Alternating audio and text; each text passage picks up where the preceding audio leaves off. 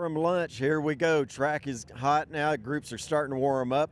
Hangout's got another great afternoon of racing, but we're going to torture Tiffany a little bit. You going to be ready for this? Oh, I'm so ready. All righty, stay tuned and see what that's going to be. What a good lunch and what a good pit walk, guys. This was definitely one of the best we've had in all of our years here. Here we are at Group 4, Session 3. Going to go ahead and get this session rolling. We have Dr. Medina there on the front straight.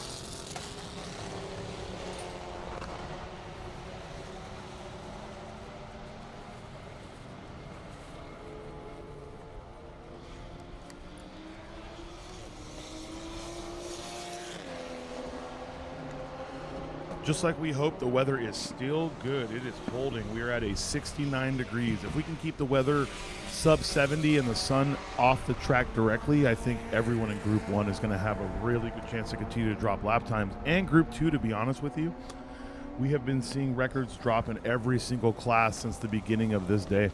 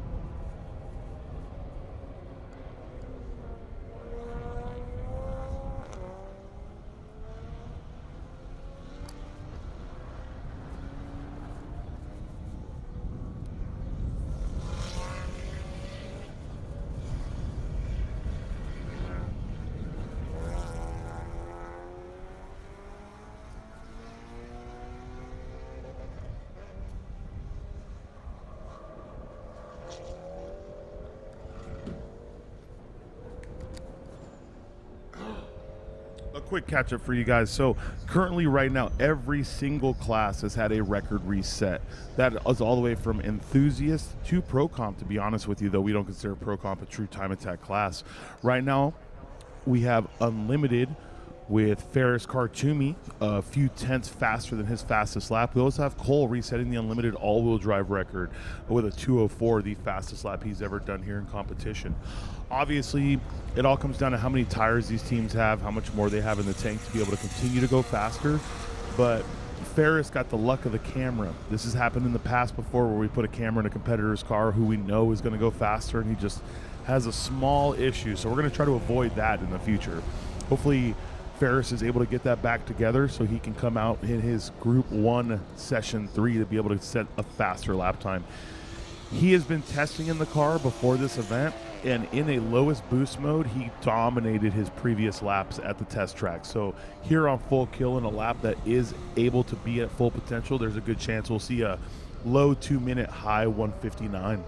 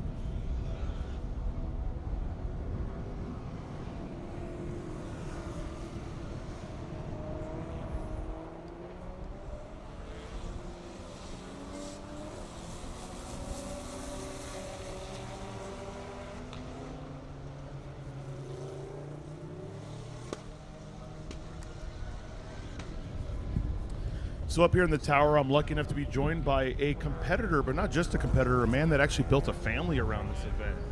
for those of you that haven't been around since the first year, make sure to look back at Mr. Bailey Ipok. He's been here in a Subaru, in an Evo, another Subaru, and I believe he proposed to his wife at the top of the tower year one. Bailey, welcome back. How are you? It feels good to be back, Cuban. I'm glad to be here. We do have a little bit of debris on track here. I did not see what car that came off of, but it looks like a red bumper. So what's it like, man, being here at Super Lab, not competing? It's actually really enjoyable this year. The lack of stress of trying to fix the car in between the middle of sessions.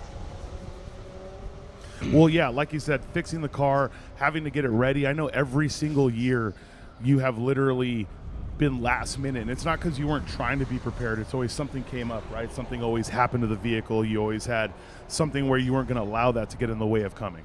So last year, the other 2 years were kind of last minute decisions, but last year I actually prepared almost all year for it.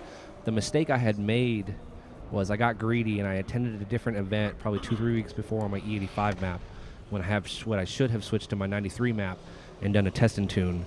So I switched to 93 3 days before the event, and I had massive amount of issues with the tune and did not have time to touch it up.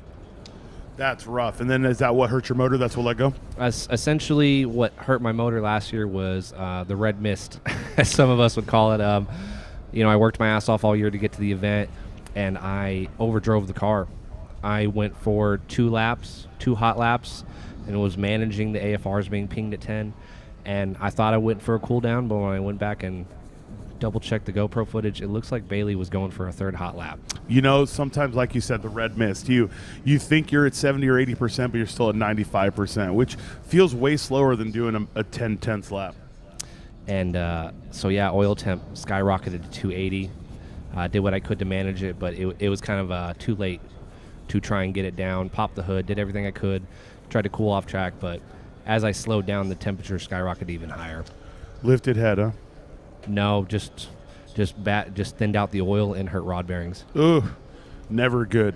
Well, that's obviously, we're not here to bring up things that were terrible news for you, but how is it here? You're a fan now. You've been here multiple years. You've seen the event grow. How's it looking for you this year? This is my 5th year coming in a row. It's crazy that 5 years has already gone by. But as I'm walking around, I'm getting footage. I got a media vest. I went on track. I took some shots. I was able to hop in the back of the truck and get some rollers. I've actually really been enjoying this aspect of it compared to the stress of being a competitor. You get to actually be a fan for once. Exactly. Well, and the biggest fans of our sport are obviously people that compete in our sport. You know, it's such a niche sport to be a part of. So anyone who's competing is doing it because they love it, because God knows you will never get rich doing time attack. Never. But you will get a huge fan base, and honestly, you'll just help the sport grow. And it's shops that love this. It's people. It's competitors. These are, for the most part, people that have been watching it for most of their lives. And though no motorsport is cheap, no one ever wants to sit here and lie to you and say, "Man, that's entry level. You're going to be able to get in that, no problem." Yeah. Agreed. You, as being one of them, a majority of our competitors work their day jobs to make this happen. But it is really an attainable motorsport for people. You can start at the lowest level, work your way up. I mean, you can sit at a level you like. There'll be people that sit at streets, sit at limited. They found somewhere they're comfortable and they want to continue, pushing the vehicle and going fast. So I think that's probably one of the best things. And for the most part, these vehicles are relatable for people, Obviously, Cole's GTR. Hard to relate to. It's a spaceship, right? Agreed. Ferris's Corvette. Yeah, if you took off like the splitter and the wing and all that, and it wasn't carbon Kevlar, an average guy would be able to relate to it to some extent, But for the most part, these classes, these cars, you can take a look at them and go, "Wow, man, I've seen those on the street. I could build something like that." I can agree with that 100%. I think my Subaru actually was like that. My WRX wagon. So many people had, messaged me on Instagram, comment on videos. "Oh, dude, I love your wagon. I want, no one sees a wagon out there, a WRX wagon track, and I would love to do that." And actually, when I switched to Evo, I almost feel like some people felt betrayed. Yeah. Listen, the Subaru community spends their whole life getting trolled on by somebody or someone else, you know what I mean? And you're over there holding it down for them, and then you switch to an Evo, and you just, they felt like you had just gone to the dark side. And it's understandable. I mean, both of them are very capable platforms depending on what you do to them, and the Evo has a higher barrier to entry to acquire, but cheaper to make power and maintain compared to the Subaru that's cheaper to acquire, but much more costly to make power and maintain. Evos in general, very expensive cars right now. They're just, that's the downside of buying a car that wasn't produced in masses like the Subaru was, right? I definitely regret selling mine back in the day, but had one in 05 and 8. I was like, man, I'm going to sell it. I'll buy one later in life. That is the dumbest thing that's ever come out of my mouth. I actually did the same thing when I did my time in the Navy, and I got fresh off deployment in 2011, and I bought me an Evo 8 MR 6-speed, making 300, and I couldn't afford to keep it anymore on my, baby Navy pay at the time. And so I sold it, and I told myself I will always get another one, and it probably took 9 years before I actually got my Evo 9, and I got my Evo 9 for a pretty reasonable price because it was pretty haggard, and I had to do a lot of work to it to get it to what it's at. Well, and this is what people don't know if you're not a big Mitsubishi guy or an Evo guy. I bought my Evo 8 in 05 for $29,000, $28,750. Which was obnoxiously expensive. And, you're 18, you have a great job, right? But you're living at home, so you're making like a $600 car payment and like a $500 insurance payment. Yes. You know what I mean? But you live at home with Ma, so it's fine, okay? So you sell it because that's obviously not a way to live life. Like, yeah, dude, I'll get one. It's 2023. You find an 06 with 30,000 miles, and they want $35,000 for that car. The one I bought in 2011, I picked up for $18,500, and then the one I have now, but it was haggard, like I said, thrown motor in it, thrown transmission in it. I already replaced almost every drivetrain component and the motor. I picked that up for $18,500 in 2019. See, it's obnoxious. Where the Subaru community would be like, man, that's like 7 wagons. 7 wagons, 4 motors, 2 transmissions. But it is, and you didn't really have parts failures because of the chassis you chose. Okay, the jokes could be there. It's just racing is a lot of wear and tear, and people who jump into it really quickly will be like, man, I think my car's ready. But sometimes you need the proper cooling. Subarus, you need to make sure you have good AOS. It needs a good oil pan. That's obviously number one. Standard. Oil pans and baffles. OEM standard. Yeah, oil pans and baffles seem to be the very first thing people throw in these cars. And, it just takes a little bit, like you said with the Evo, with the AFRs, it just takes a little bit too much or a little too aggressive on timing or boost, and it lets go. The Evo may have had a better barrier of that with the iron block, but a stock 4G can still only handle so much. Agreed. The oiling is the weak point in the Evo. I have a brand new oil pan from New Zealand, from Infinite Evo. Dry sump, son? No, it's a wet sump that acts like a dry sump. It has a pressure regulator built into the side of the wet sump. That's pretty cool. You said it's from Australia? New Zealand. New Zealand. Okay, got it. What brand is it? His name's Mike. He's a Mike. And he's just a dude who builds cool stuff. Who just builds No, cool that's really stuff. cool because I remember not too long ago one of our customers had us weld a bung on an oil pan he just got from either New Zealand or Australia for his Evo. So was it gold? Yeah, I believe it was gold. Yeah. Yes, that's Infinite Evo. Okay, well there you go. So boom, money in the bank. Apparently they work very well. Yes. But no, that's really good news, man. Glad to hear it. I mean, biggest thing obviously wanted to catch up, see how you're doing, but more than that, I wanted to see how you felt about the competition. You've been here 5 years. Have you ever been here where you see the competition so close? You see these cars in class. I'm talking started Enthusiast, man. Enthusiast, the record was just reset by Jeffrey Ting. I knew he was going to do it. It close, man. It's like Jonathan Wheeler was holding tough at a 28. I mean, a 28 was a great lap time. Jeffrey Ting does a 27, but third and fourth place are a couple tenths, man. We're talking 32.2 and 32.3. I knew this session when I stepped out this morning and it was chilly. I was like, records will be broken.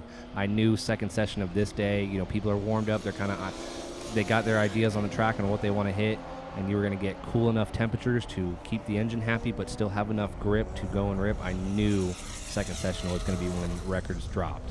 And I was surprised to see Jeffrey Tings.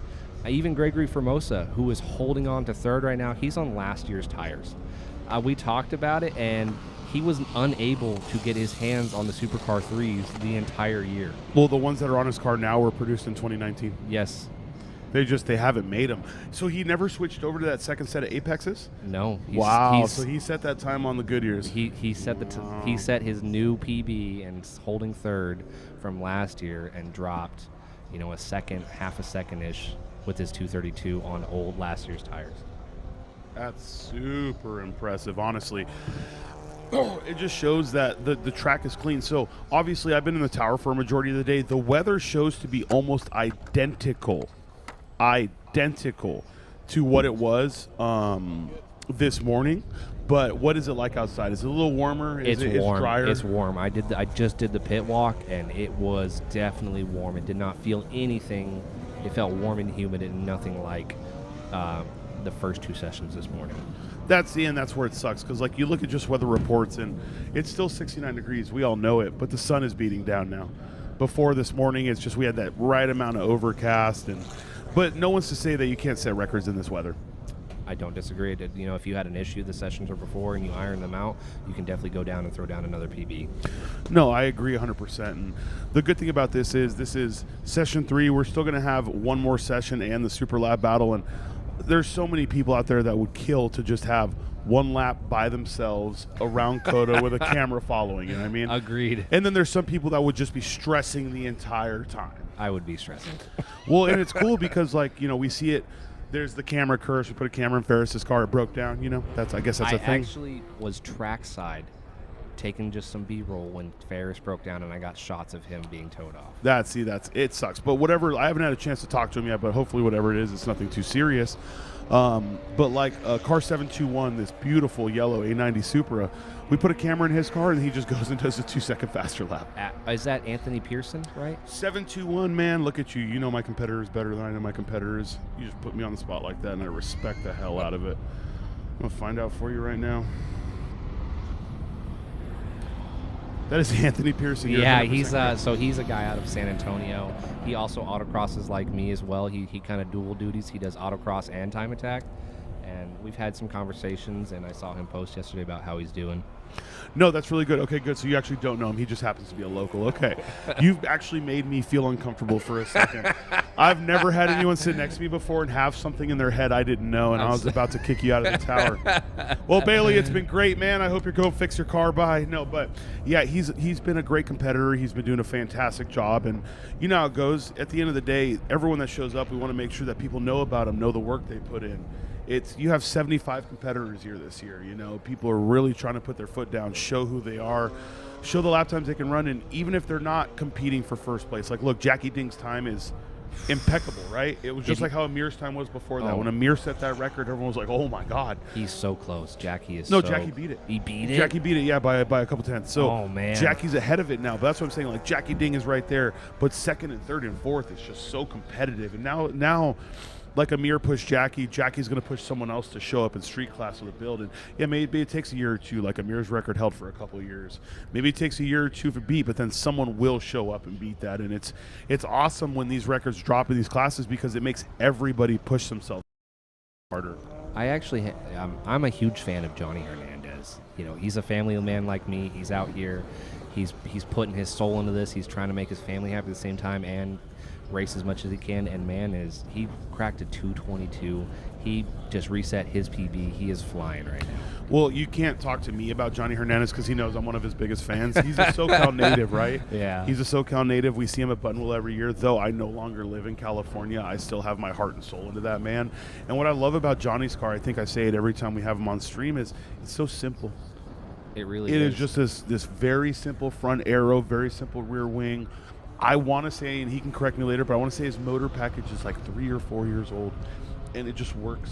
And he has worked around it, and it's still on an access port tune from 3 years ago, and it's still registered, and still passed the smog.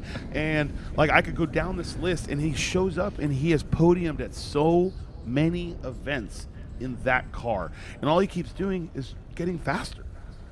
And that's something me and him have chatted a while ago, because a lot of Subaru guys do have some issues, but he is a unicorn in the Subaru community who he makes 600 on that thing, and he goes out there and throws down every time he can.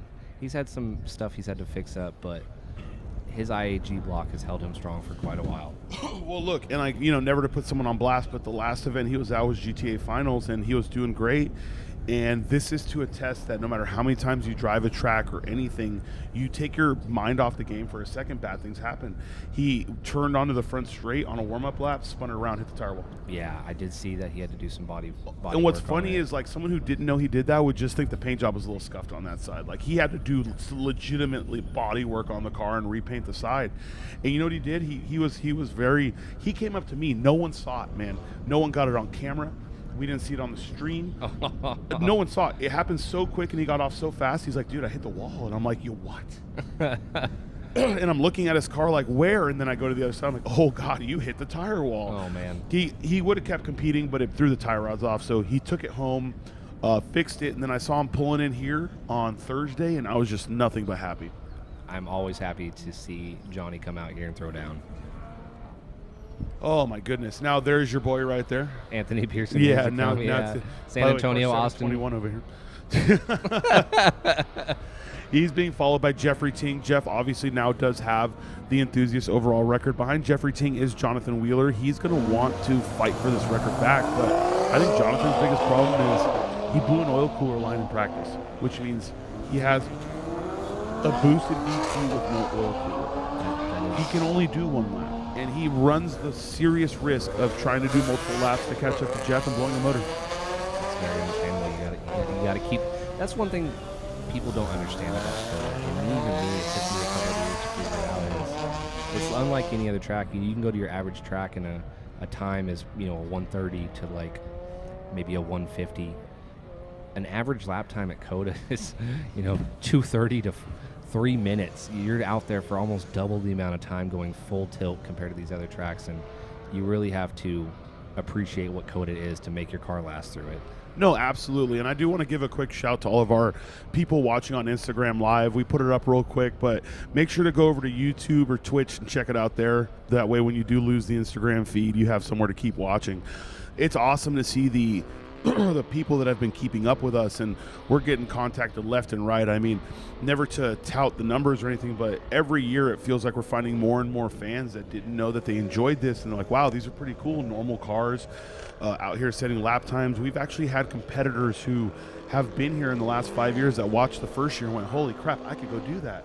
Like, I'm sure your boy Pearson never thought he'd be competing here at Coda. You did it, you talked to him, now he's doing it. Yeah, it can just come from anything. A lot of people hate on autocross, but a lot of autocrossers who show up can actually figure it out pretty quick. Not all of them are competitive, but some can be.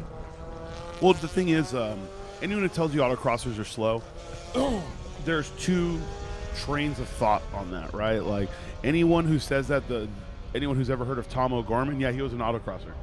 He sets records everywhere he goes. He won the GLTC championship. You know what I mean? It's autocross. Just because you're an autocrosser doesn't mean you're slow. Now, do some of them have issue on track? Sure, some of them do. Absolutely. But just like really fast track guys are going to have serious issues doing an autocross. Agreed. 100. There's also Andy Smedegard who does literally everything. Oh, 100%. 100%. So it's obviously people are always going to make fun of each other. That's literally life. You know what I mean? Subaru owners are going to make fun of Evo owners. Evo owners are going to say at least our oil stays in our engines. It's a whole thing right there, But never, ever can you just blatantly say some class of people is slow, because we have had plenty of competitors and plenty of events that started as autocrossers for NASA or SCCA and just went up the ranks. And if you ever go to nationals, the autocross is won by hundreds of seconds. You know what I mean? It's outrageous. It's not like nationals and time trial where one team is just so outgunned out everyone else where they're winning by seconds. You know what I mean? Autocross is won by the smallest of margins. I actually went to nationals last year and my car broke. My Golf R broke right before it. Can we go ahead and get a surprised face? Do we have a shocked Pikachu for the stream right there? I had some parts issue. I got the wrong parts. They weren't working out, and I ended up driving someone else's car, and the level of competition out there was outrageous. I mean, it's definitely nothing compared to this. The guys I actually had a really long talk with Amir yesterday, and Amir is just such a humble man, and he has dedicated his every inch of life to this. Well, he's made it his career, right? So Amir made RS Future a full-time thing. So Amir was a driving coach. He got flown places to teach people how to drive. I believe he still does, by the way, but he has really put his heart and soul into RS Future, building aero, developing cars, driver development. It's a whole package with them. So for him not just to put his heart and soul out there, but for him to put his money where his mouth is, do something like bring a prototype wing that's untested. We all saw what happened. It broke. It did. It broke, man. Prototype components are exactly that. And, you know, sadly, there was nowhere he could do 6-gear pinned for 5 seconds down somewhere to try and find out if it would hold together. But the team didn't just put their heads down and take the car home. You know what I mean? New wing on it. No, same wing. They fixed it. They fixed it? So they found components locally. They brought some stuff, and they found some other stuff. Obviously, we don't build aero, man. We have no idea what went into that. I couldn't tell you what went into that. I can tell you, though, that it's the same wing on that car right now, and he's already done, you know, he's been down the back straight a few times with it, staying together. This is a car that his team put obnoxious amounts of hours into. If you follow him on social media, you'll see that he's been having to fly places. He was at St. Pete for the freaking Indy race. You know what I mean? He was at St. Pete for the Indy race. He got flown out for their working. He does all of this, and then his team is still working late hours. So you know your team is committed to you and what you believe in when they're the ones staying late for you, and then you come back and you stay late with everyone else. The fact they got the car together and brought it here, incredible. Same thing with Ferris, man. Ferris was rebuilding that car the entire offseason, and what happens? He finds a huge crack on a frame rail. Oh my God, he fixes that. Then what happens? He's testing, and he nips every single valve. That's why his heads were off. He nipped every single valve. They're not sure if it was imperfection in the casting, etc. Replaced all the valves. Nothing's been wrong since. Man, I mean, I can imagine with the way, when the conversation I had with Amir, he's got to be amazing to work for. He is just such a cool dude, and I understand why people stand behind him so far, because his work ethic outshines. It's just like anything else. You know somebody, you learn it. That's it. You know, everyone has their own personal opinion. It does look like Jonathan Wheeler's done a 227 180 though, my friend. He reset it. Jonathan Wheeler with a 227. Oh, he was not about letting Jeff Ting win. Do you see this? A 227-1. Jeff last session did a 227-8, which I thought was ridiculous. And then he just goes. He took 7/10 off of it. 7/10. So Steve Wynn has to beat a 232-171. If you want to know what we're looking for, it doesn't matter what Greg's doing now. He has to beat a 232-171. If Steve Wynn is faster than that, he beats Greg Formosa also. Now, I saw Steve Wynn out there starting a warm-up lap. I don't know if he had to bring it in or if he's still on his flyer. Oh, Steve Wynn is now to 233-818, so he's got to pick up a good amount of time. Gregory Formosa is holding on. I cannot believe he just they are battling it out. Well, yeah, I mean, this is not something that we're used to commentating about. You know, usually enthusiast class has a big gap, right? It usually does. I mean, there was a big gap last year with when I usually a really big gap, right? I mean, it's not because of anything other than the class is specifically made for people to bring HPD cars that, you know, they have been tracking, etc., and see if they like time attack. But Greg Formosa, you know, Steve Wynn, Jeff Ting, Jonathan Wheeler, these guys have vehicles. These are their cars, you know, and they have really been pushing the level of enthusiast class. Now, all of them do this knowing that at a certain point they have to bump out of class. You know, you cannot live in this class. And yeah, there's like a few rules, like if you win X amount, XYZ, but at the end of the day, it comes down to the stewards of GTA to go, okay, man, you've had your time there. Mm-hmm. You've built your car to the limit of the class. It's time for you to step up or step out, you know? And it's just so cool to see them push the limit of it, because they know they have such a short amount of time in this class that they want to at least put their footprint in, because jumping the street class is a serious jump. It's a really big goal, especially at Coda. Anywhere, you know what I mean? And what a lot of them don't realize is enthusiast is a new thing. You know, for a lot of new age time attackers that have been watching and always seen enthusiast class, that's like in the last 5 or 6 years it's been added. And it was added exactly for that, so people didn't feel like they had to take the dive into street class off the rip, because even back then street class was fast. I actually took the dive into street class my very first year in 2019, because just the modifications I currently had done to the car did not fit into enthusiasts, but they fit into street.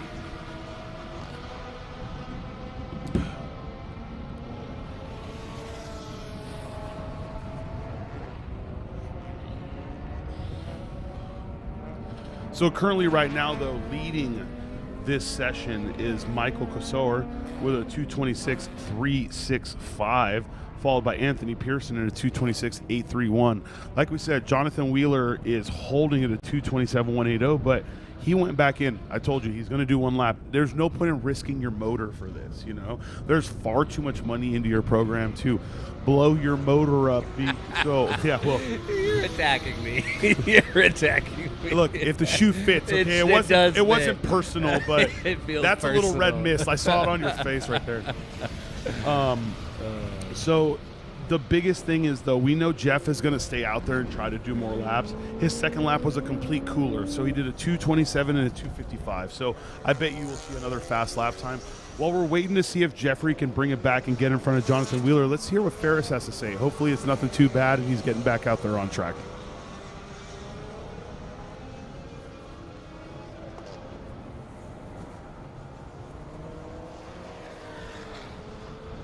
We'll get right back to Ferris shortly. It looking like we had a little bit of a mishap with our live camera feed. But Matt Davis with a 227.899.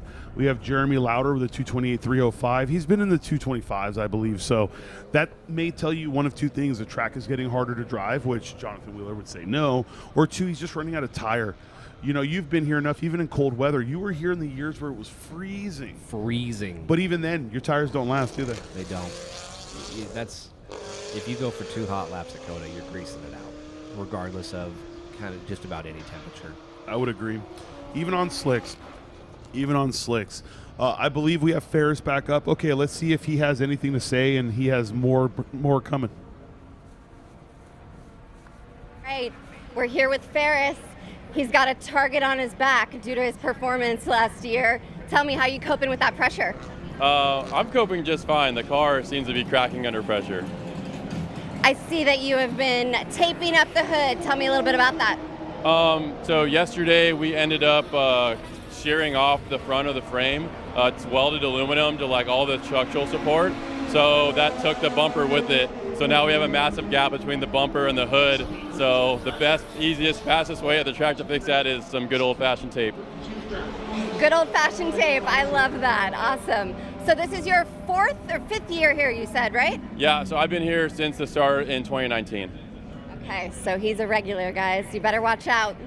So we can expect you to go back out, right? Yeah, we'll go back out. We had a wiring problem in the last session, and it ended up being a ground wire. So we got that fixed. The car fires up. It works now, so we'll try to settle that. Perfect. Thanks so much. Good luck. Awesome. It is looking like we are going to see Ferris go back out.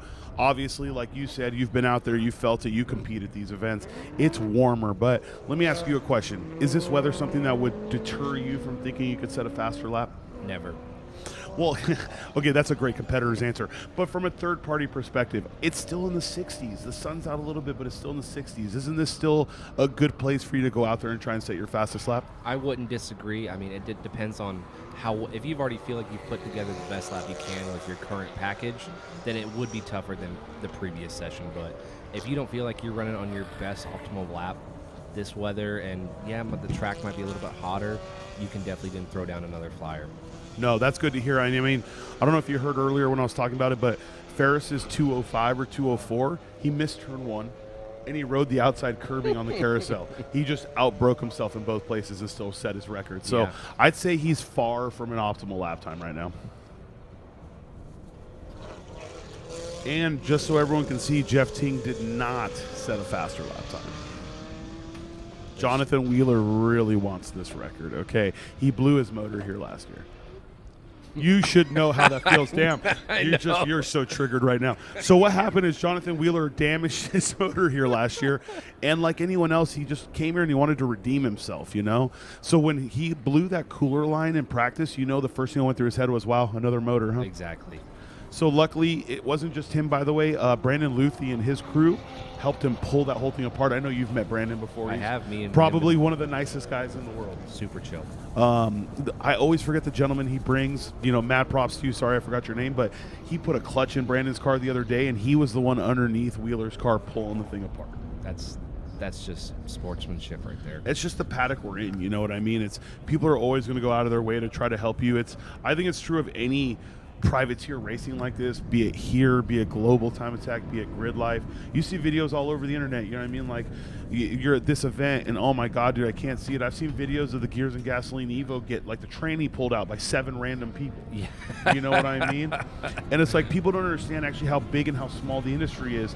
He needed a specific plug Evo 8, like, speed sensor harness. We shipped that to him because we had one brand new in the box sitting in our parts room. That works out. Dude, it's a wild world we live in, dude. Like, we got word that he needed one. He reached out, and I'm like, hey, man, it's on a box. It's on the way.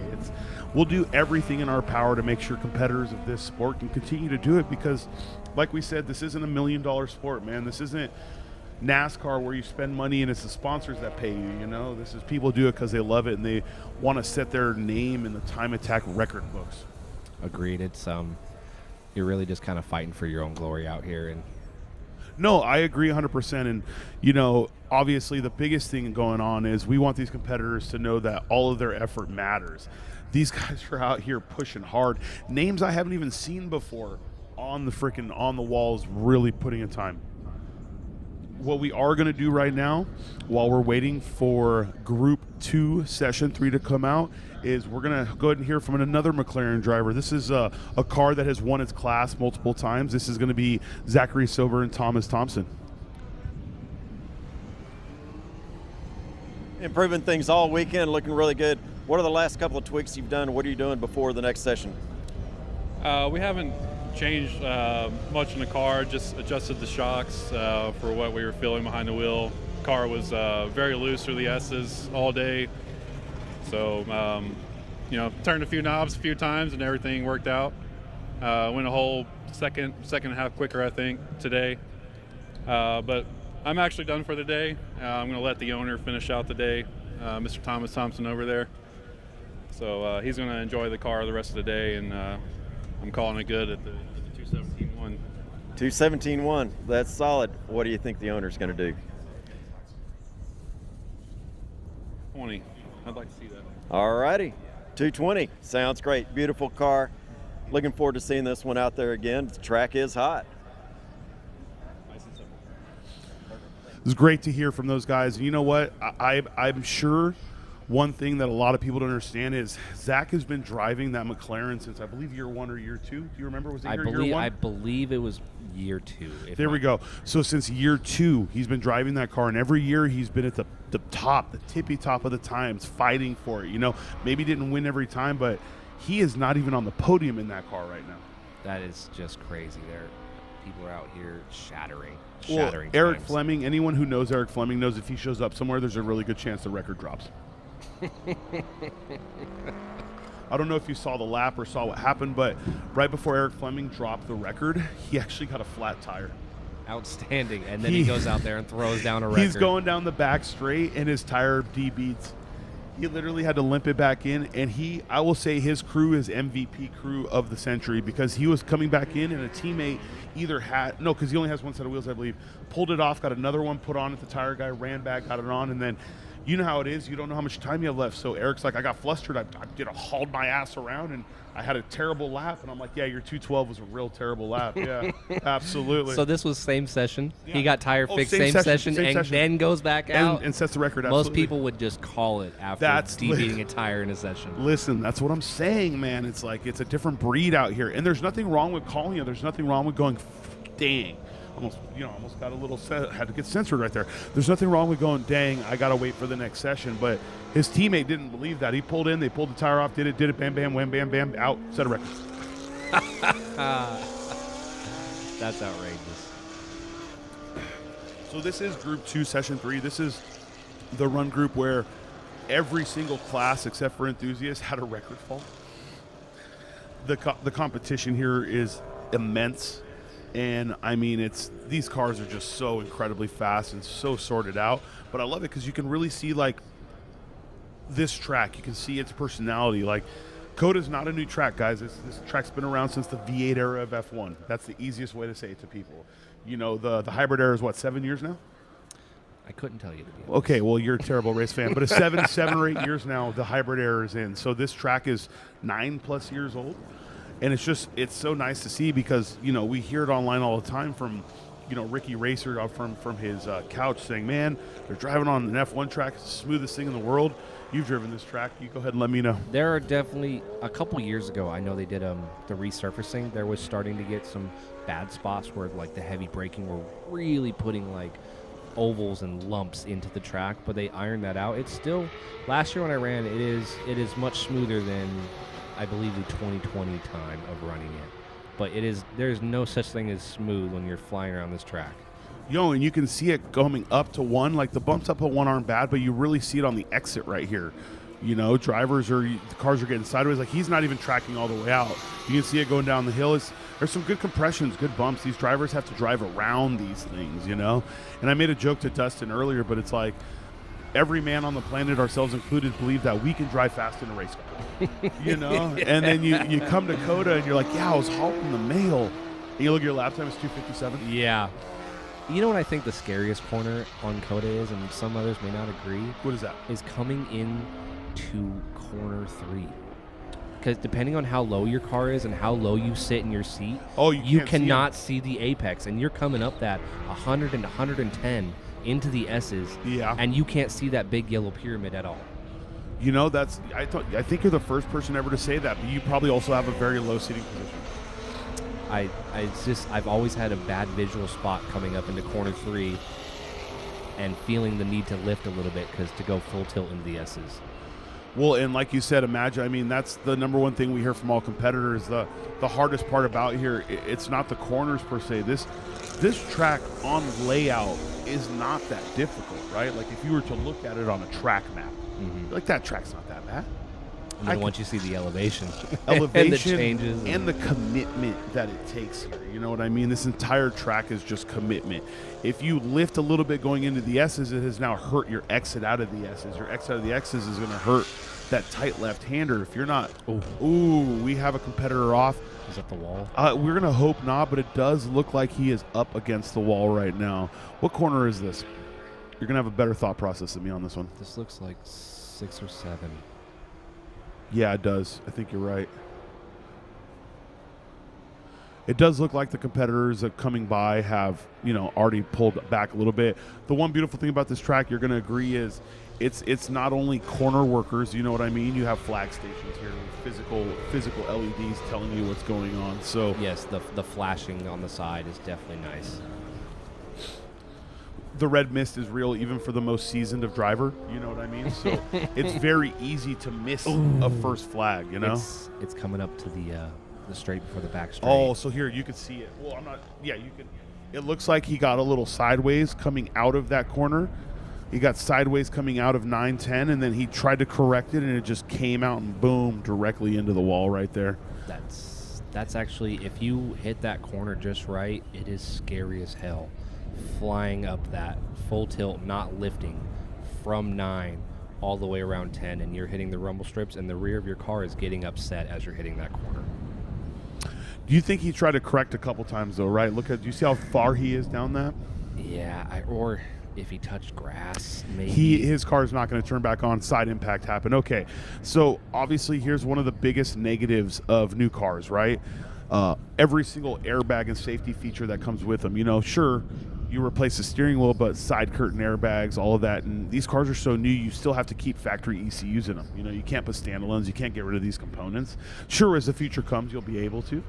But that impact may have not been enough to actually cause him to have to stop. He may have been able to bring it in. But once those airbags go off, the car's in a safety mode. It's not going to move how he wants it to. It's in lit mode. It won't let you do anything. Stars probably ask him if he's okay or whatever Toyota's version of that is. We had a customer and a competitor once was driving his Camaro on track, and this was, I don't know if you remember these days, but the Camaro the side curtain airbags would go off if you hit curbs too hard. It's a huge thing. It's all over the forums, man. But literally, he was doing a track event, and he hit 2 sets of curbs back to back. He made a left and a right, and on the right, the side curtain airbags went off. Oh my! Terrifying. You know how terrifying that would be. And then OnStar is asking him if he's okay and if they need to call the police. And all he did was curb check. Yeah, and all he did, he was yelling. You know what I mean? So. But that's literally the technology we're in right now. Obviously, track and safety, EMS is always going to be there when you make contact with anything. No matter how small you think it is, it's always better to get checked than to just try to walk away. It does look like the driver is walking around without an issue. He looks comfortable. He doesn't look like he's in pain. Probably just a little upset. A little upset.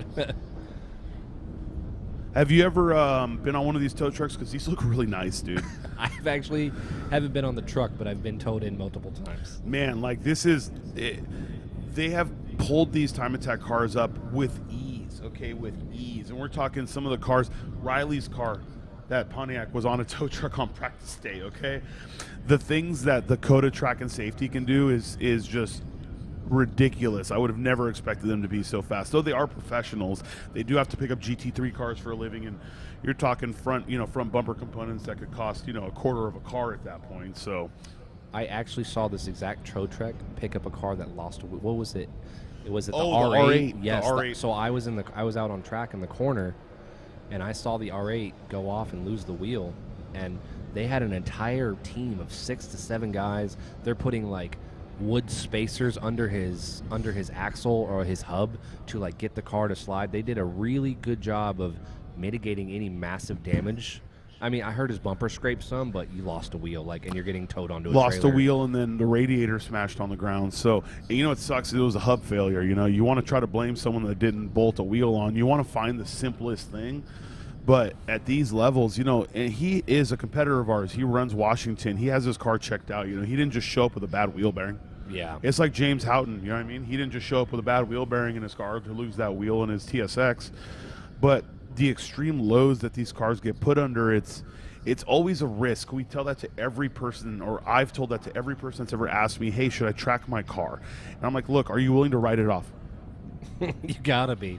You have to be. You don't want to. I'm not saying you want to, but if the bank still owns it and you're not willing to write it off, and you have all these fears, buy a cheaper car. Go buy a Miata. Go buy something you can write off, because it happens so quickly. Anyone that's been in an incident on track can tell you, no matter how good you are or think you are, there are always going to be situations that happen so fast that there's nothing you can do about it. That tends to be a crux for a lot of people. I mean, me included, is chasing the horsepower course or the buying the right car. But if you really want to get into this sport, it can be done with a very friendly budget at minimal horsepower, and just go out here and rip and have a great time. I'm doing that currently with my Golf R and just getting seat time with it and keeping it at 300 horsepower and just driving it around. You literally want to live that life with me right now. So you had a Subaru, yes, which is known to have motor issues on yes, the internet. You bought an Evo, which is not known to have motor issues. You've somehow caused that. And then you bought a car that is sold with check engine lights on already. I'm my own worst enemy. Sounds like it. Sounds like it. I think my favorite part is the last time I saw your Golf R, it was on a trailer, and I was like, is it being taken to its natural home, the shop? And your exact response was, no, preemptive, okay? Always prepared. It's actually, it did have some check engines light come on when I did some stuff, and then they all disappeared on their own. Any car that comes factory with a crackle tune is going to have a check engine issue. I'm a slave to all-wheel drive turbos. I will always I respect it. I will always be a slave to all-wheel drive turbos. As soon as that R is gone, I'm guessing you're going to buy an Audi S4. They don't come manual. Audi A4. Okay. No, it's good though. I mean, that's like you said. It's all that matters. You're getting out there. You're getting your seat time. You're enjoying yourself. As long as you get to do what you love to do, just like these guys do. It's hard for you. I know it's hard for almost any competitor. Anytime I have a competitor that I talk to that's been competing and they come to an event, they're usually like, kind of down. They're like, oh yeah, I'm having a good time. But it's cool, man. You're here. You're here because you enjoy it. You know what I mean? You're taking photos, and for once in your entire track career, you're not spending in between every session wondering why your car is falling apart. It is really nice to just sit back and enjoy the event this time, and it's so much less stressful. About to go eat tacos after this. I did steal you from tacos. If anyone was wondering, I was trying to find him earlier, and I finally caught him on a message, and I said, what are you doing? He's like, getting tacos. I was like, no, you're getting to the tower, but he's like, I'm on the way. So mad respect to this man. It's just great to be able to talk to people that have been here in the past. It's great to be able to talk to people that have been with us for 5 years. I think that's the biggest thing, because the amount of love we have for our competitors and our fans, we're half a decade in. It goes by so fast. People question if this could be done 2 years in a row.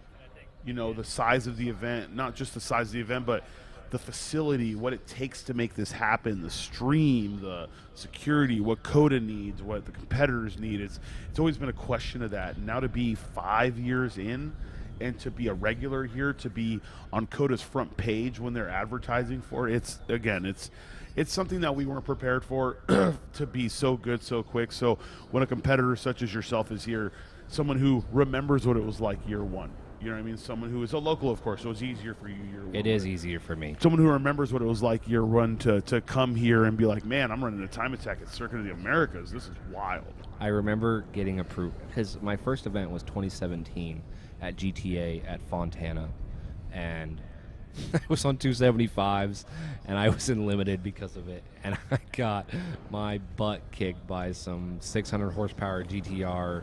I actually podiumed that event because there was only 3 of us. I was going to say that was a podium based on A based on car participation. count. Yeah. Well, this was Auto Club. Was it infield only or was it the Roval? No, it was the Roval. Yeah, I remember that event. And but I blew the 5-speed in my WRX, and I left without getting my participation podium. Yeah, well, you had to get home.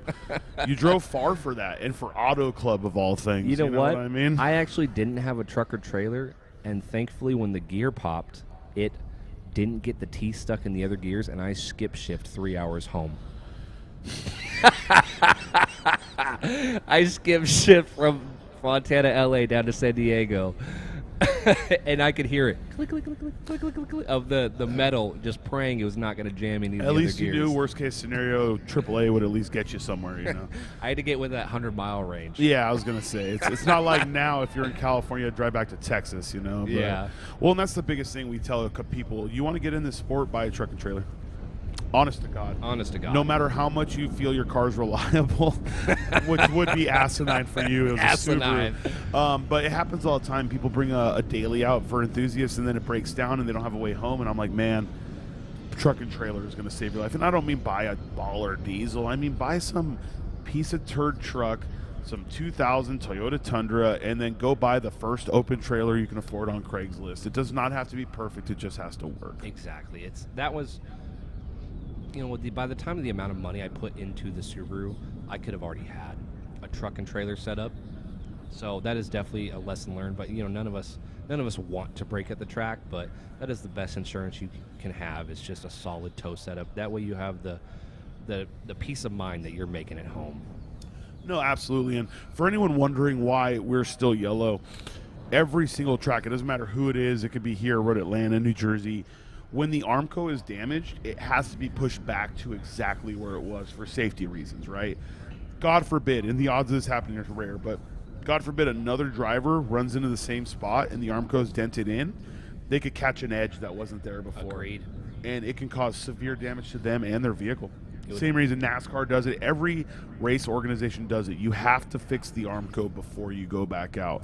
Now, luckily, we always keep gaps in our schedule for little things. So these drivers in Group 2, they're going to have another couple laps to go out. You know what I mean? It's not just they're losing the session.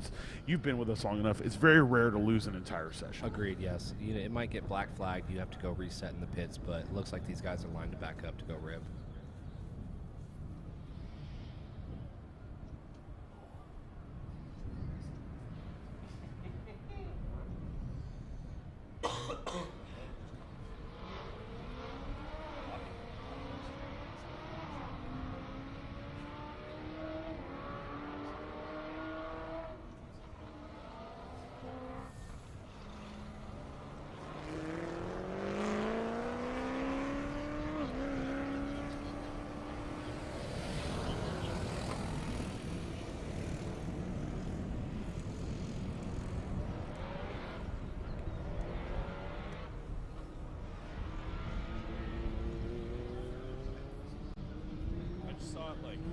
Kind of came in hot, and I saw a bunch of dust.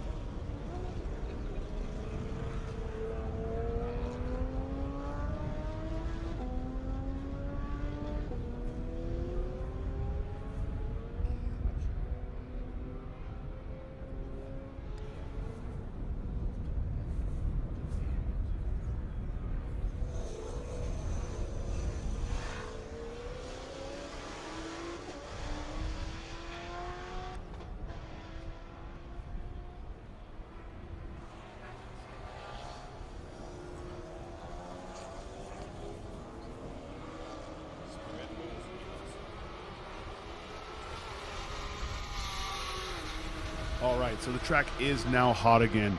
Mr. Vassan with that 15-minute lap, he is setting records for pit lane speed.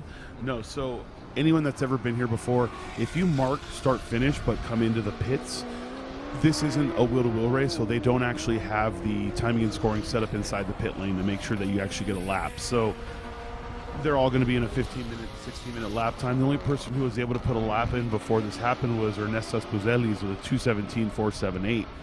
There are quite a few people in here that we feel can go faster. We have Tim Shepner in the most beautiful Evo we have here. We have Brett Dickey in the Project Import S2000.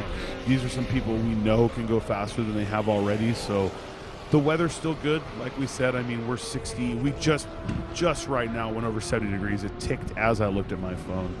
So 70 degrees is beautiful outside. We know the sun is in the air, but it's nothing too bad, nothing these drivers haven't dealt with in the past. So let's go ahead and see what kind of lap times they set and go from there.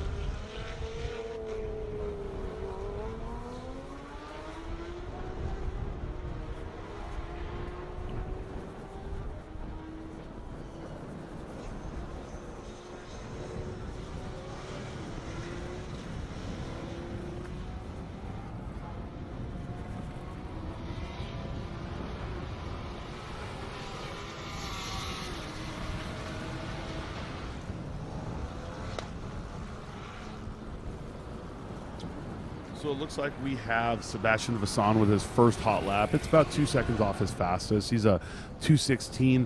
Same thing with Clayton Yates. Clayton Yates' fastest time right now is a 2:16.802. So this could have to do with the weather. It could have to do with a couple things. So it looks like based on time, they gave everyone a chance at one hot lap. Tim Shepner about matching his best time. He just did a 2:23. Oh, actually, his best time's a 2:22.567. I forgot. It was 2 sessions ago. Brett Dickey with a 2:22 flat, though. They're really picking up speed in that car. I'm excited to see what Robbie does because Robbie said he was online for a PB yesterday and he ran into a little bit of traffic exiting the carousel. He showed me the footage. He was a little bit frustrated, so Robbie definitely has more in his car and he's out there too. Well, and that's the hard part. When you're setting your PBs on lap 4, 5, and 6, it's impossible, right? You've competed here. Those first 2 laps are your money laps. That's it. You know what I mean? You get the gap. You get the gap. You get to keep your own gap. So, but when you're on lap 4 and lap 5, and those are the laps you're setting your PBs on, it gets really difficult because there are going to be people who are doing cool downs. There's going to be people trying to go off. It looked like there was a car off to the side right there. Ravi was able to pull out a 2:26, which is not his PB yet. His fastest of the event is a 2:24.118. He has more in it, but he's the same. You know, he doesn't just do time attack in this car. He tests it all the time at a local track in Arizona. He goes to every NASA event he can. I mean, that car probably sees the most track mileage out of almost any vehicle that comes here to this event. So he's also the kind of guy who can just keep pushing it and picking up time and pushing it and picking up time because he has no reason to try and drive the wheels off it off the rip. That thing is such a reliable beast. I mean, last year it was amazing to see him. You know, he had a clutch fork prong break and his clutch wasn't working and he ripped it out overnight, got it all done, and was still able to make like 2 sessions of the next day with the clutch swap. Yeah, I mean, and the thing is, a lot of people said it wasn't going to be reliable because it's new style K-Series, right? People would be asking, like, well, why didn't you do what Amir did and put an older K-Series in it? Because that's, you know, tried and true and proven. But they weren't trying to do tried and true and proven. They were trying to develop something with a car. The K20C mounts were developed in that car. His team did a full Motec package in it, wired the whole thing up.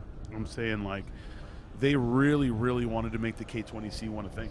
And they did. I mean, it's a super reliable car. It's in the 400 horsepower range. And it's just proof that people that say the motor isn't reliable, yeah, maybe if you're full kill, 500 plus horsepower, maybe it's not, you know. But a lot of motors aren't reliable at that level, and the motor's too new. When the K-Series first came out, all the B-Series guys talked trash because, oh, it's not even reliable. You can't make real power with it. And it was true. All it takes is time.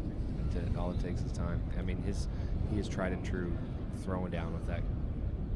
I would love to get the amount of seat time that he gets with that thing. Well, that's the thing. When you have a reliable car, man, it's like that's all you get. You just get seat time after seat time. I wouldn't know. Subaru, Volkswagen. Yeah, you're Evo. right. You wouldn't. Only the Evo's a you thing. I'm starting to think it's you, not the car. It is potentially me. That's a you thing, sir.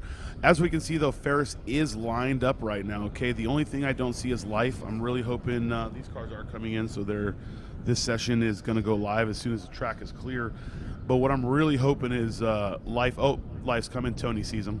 You see Tony right here, just looking down the row, like, okay. You know what sucks? I don't know if you saw the last lap. So, life is catching up to Jensen Little.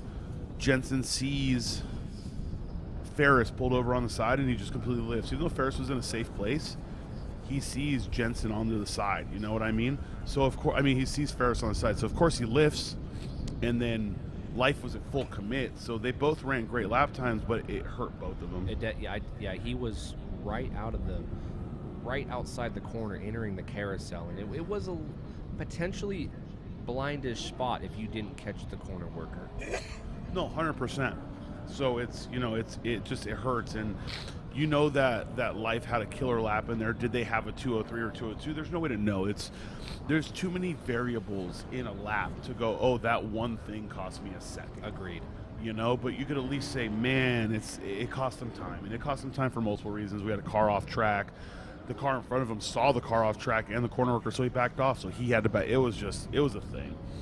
Visually, if something is where it shouldn't be in your mind, it is going to slow you down. Absolutely.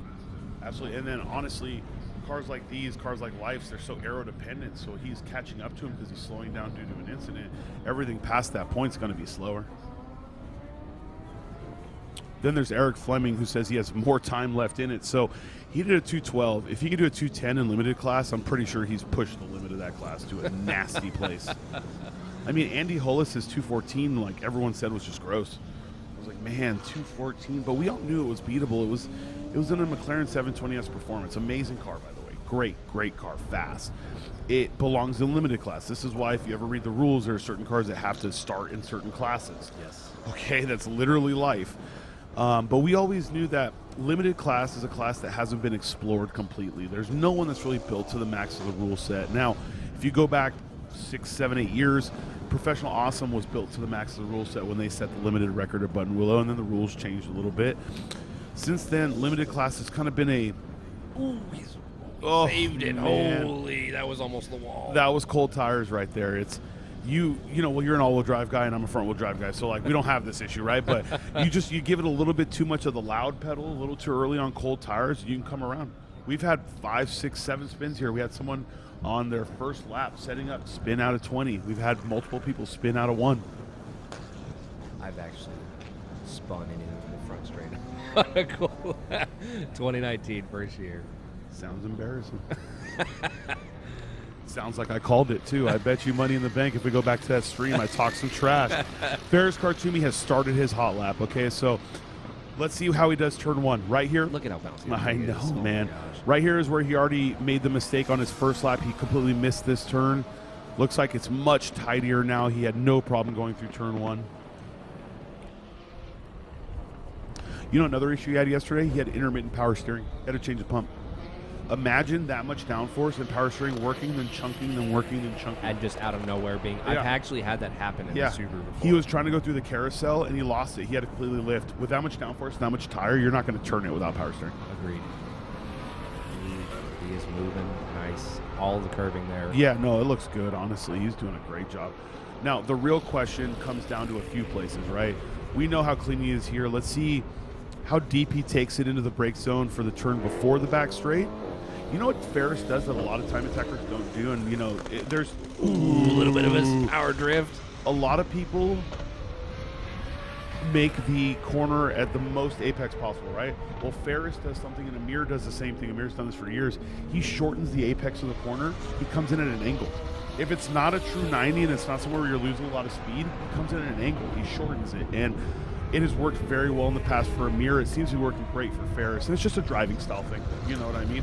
You can't tell someone to do it. It's either natural to you or it isn't. Agreed. To pinch off the corner, but if you got the package to make it work, cutting the distance always helps. Exactly. If you have the grip, and it usually entails a lot of trail braking. You know what I mean? So you have to be comfortable trail braking a corner in general. And comfortable with that rear just perfectly stepping on you as you trail brake. Mm-hmm. Now, this is really crucial. We have disqualified a lot of laps, okay, for people going wide through here and going wide through 20. So Ferris needs to keep it tidy. Just all the curving there. Exactly, as he should be. Ooh. All right, let's see what he's got. 204.411. Yeah. Definitely not the 201 or sub 2 he's looking for, but a 204.411 is a killer lap time. He's done a 203.850. That's his record right now. 204.411 is like where life is sitting. So let's see if life can bring the heat with something different. The first time I saw Ferris, and it was Ooh, life with a 205.385. This tells you the weather's up. It is. This up. tells you that the track is just suboptimal at this point. It's hot. Mm-hmm. There's nothing negative. These guys are putting in all the effort. They're trying to make it as fast as physically possible. It's still great outside. It's 70 degrees, but like we said, the sun is beating down. The moment I saw Ferris's carbon Kevlar, my first thought was sub 2. Like, that's the goal. I know that's the goal he is chasing. And it might take another year or so, but he's going to do it. Oh, well, yeah. I mean, I said this to someone downstairs, and I think I said it to Ferris, too. I don't think I said it on stream. You know, I think I just said it to Dustin. But Ferris's car in the perfect conditions is doing a sub-2 lap. How often do you get the perfect conditions in a competition? Lap and, with no traffic or no issues. It's not a thing. Wish it was. It's not. That's part of time attack. It's can you make things happen with what's in front of you? The amount of times we've seen competitors win based on having the right package at the right time with the right driver and pushing in the right scenario, it's mind-blowing, you know? It's not about who brought the best car or who brought this or who brought that. It's about who put the whole thing together, you know? Who's the most resilient? Eric Fleming, man, 212.2. I'm pretty sure he just pushed his record down a little bit. We're talking so much about the other guys, I'm forgetting about Eric. Yeah, he just took 7/10 out of his record. 7/10 out of the record. Wow. Eric, to you and your team, I apologize. I did not mean to skip you like that. You're a monster. 212.271. He legitimately took 7/10 out. And you know what? We're going to talk about this for a second. If Eric has the tires, when he goes out in that super lap, he's either going to break his record again or he's going to give us a hell of a show. Spinning or winning, baby. The man, he's the guy that at the exit of every corner of Road Atlanta, he was completely sideways setting records. You know what I mean? He did the same thing here his second year, I believe. It was just the tires were roasted. He's just putting on a show. Just incredible, man. Eric Fleming's team is just killing it out there. I mean, he had a teammate change a tire mid-session, so I don't think you can really give any more praise than that. The team is doing a great job. Ferris, obviously, a 204.411, not what he was looking for since he's already in the 03s, but it's still a killer lap time. Cole, even in this weather, has set faster laps today than he did in all of last year. You know what I mean? He's done a 204 now. This is a 205.385.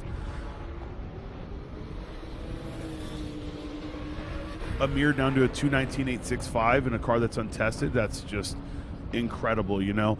It's heartbreaking because, you know, if you gave Amir's team the entire weekend like they wish they had, that they'd be a fast car. They themselves said they're not competitive, okay? They're not going to be competing with Ferris and Life, not right now. They wanted, you know, they committed to bringing the car. They're going to bring the car. testing out an entire new package. We had a good chat yesterday. Oh, yeah, absolutely. And they had a lot of good testing at Chuckwalla, and the car was fast, but there's no track that compares to Coda that you can just go and test at. You know, and I think the best part about it is we're going to see this car between now and the next event come to be a completely different car. They're going to have more parts put on. A lot of the stuff that made it unlimited, aero-wise and component-wise, wasn't completed per se before it made it here. Their motor package was a little bit late, which is normal. You know, you don't blame anyone for that. We're in a time where things are hard to get sometimes. You know what I mean? Supply shortages are still a thing. No one wants to hear these words, and I hate when a vendor tells them to be like, COVID, but it put things back, you know. Electronic packages, oh my God, good luck getting half of the electronics out there right now. Metal supply, etc. So we're still starting to feel the trickle effect of that, but as a whole, the industry is doing amazing right now. You know, Amir's car runs so cool. He doesn't run it. Correct. His aero package is so efficient at cooling his engine that he doesn't run. And he does not see crazy, and he doesn't do it and then run like minimal laps. At Button Willow, he does multiple laps back to back, no problem whatsoever. That was mind blowing. What's wild, but if we're gonna sit here and stroke his ego for 5 minutes, his air-to-air intercooler is so efficient now with the new aero package. It's keeping the IAT significantly cooler than the air-to-water system you had before. Yeah, like I said, I mean, they know how to develop a car. They know how to develop a package. This is why we said, yeah, does it suck what happened to him here? It does, but it doesn't matter. They're going to come back so much stronger. If you obviously talk to him, if you had any chance to talk to his team, you know how committed they are. They're next level. Same thing with Ferris. No one puts that much effort into a car to give up. Same thing with Cable. Man, Cable has another car that you will see soon. Okay, I promise you that. It'd be great if we could have had it here this weekend. But he needs time to test it and prove it. But the snake is a-coming, my friend. Okay, let's just say he has something for these guys. His Viper flying down that front straight is the most disgusting sound. Best sounding car at any event. Best sounding car here. One of the Merc drivers, I think it's Mark. I think it is Mark Austin. It is Mark Austin. So in tech, he was, it's incredible. It starts up and it's pretty silent. You know what I mean? For side dumps, they're pretty quiet. And he's like, yeah, but it's the best sounding car going down the straight. And Tony and I both were like, nah, sorry. There's a red Viper down there. That's absolutely the best sounding car going down the front straight. He okay, has a sequential on that, right? Absolutely. And it screams. It screams. That's everyone's favorite. I think that's my favorite part about race cars in general. Every single car that has a sequential here, when you hear it upshifting and blasting through gears, it's the amount of love I have for that is off the charts.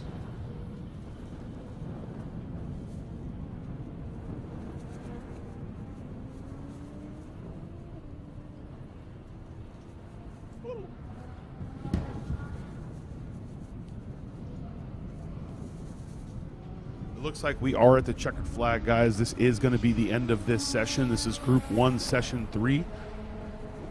Directly after this, we actually have GLTC's final race of the event. This is going to be, I believe, their 4th race of the season. And you know what? People who are here watching, you actually got to see something that they never do except here. That standing start race, they do it once a year, and it's here at Coda. And it was exciting. It's loud. It is absolutely loud, yeah. How many cars run in the GLTC? I had between 30 and 35. Yeah, I counted it as between. It's an incredible wheel-to-wheel pack. You're talking 35 cars lined up over here. I mean, for a point of reference, Formula One lines 20 cars up. Yeah. And the field looks huge when they do that. You know what I mean? 20 cars front to back. They did it with 35. So they're going to go ahead and get these cars in. They are going to. Everyone's going to take their checker. It looks like the only record that got pushed a little bit further was Eric Fleming with the 2:12.271. This was Time Attack Session 3. We're going to go to GLTC, and then we have Time Attack Session 4 coming up after that. Let's go ahead and get these cars in. I want to thank you so much. Hey, man. Bailey, thank you so much for coming up here. Go get those tacos, dude. I know delicious. I just took an hour. I know I just took like an hour and a half of your life. You know what I mean? So anyway, I appreciate the opportunity, Cuban. No, always, man. It's always a pleasure to see you. Let's get a schedule up for all the fans out there so they know what's going on. We just finished Time Attack Session 3. In exactly 2 minutes, the GLTC race is going to go out, so I'm going to shoot it over to those guys. The GLTC race goes till 2:40. at 2:45. We're back for session 4, then the SLB shootout. For those of you that haven't been here for the SLB shootout or watched it before, it's the top cars of every class have one lap to themselves on camera to go as fast as they physically can. So hopefully this 4th race from GLTC is as exciting as the first 3 were, and then we will catch you back again for time attack at 2:45.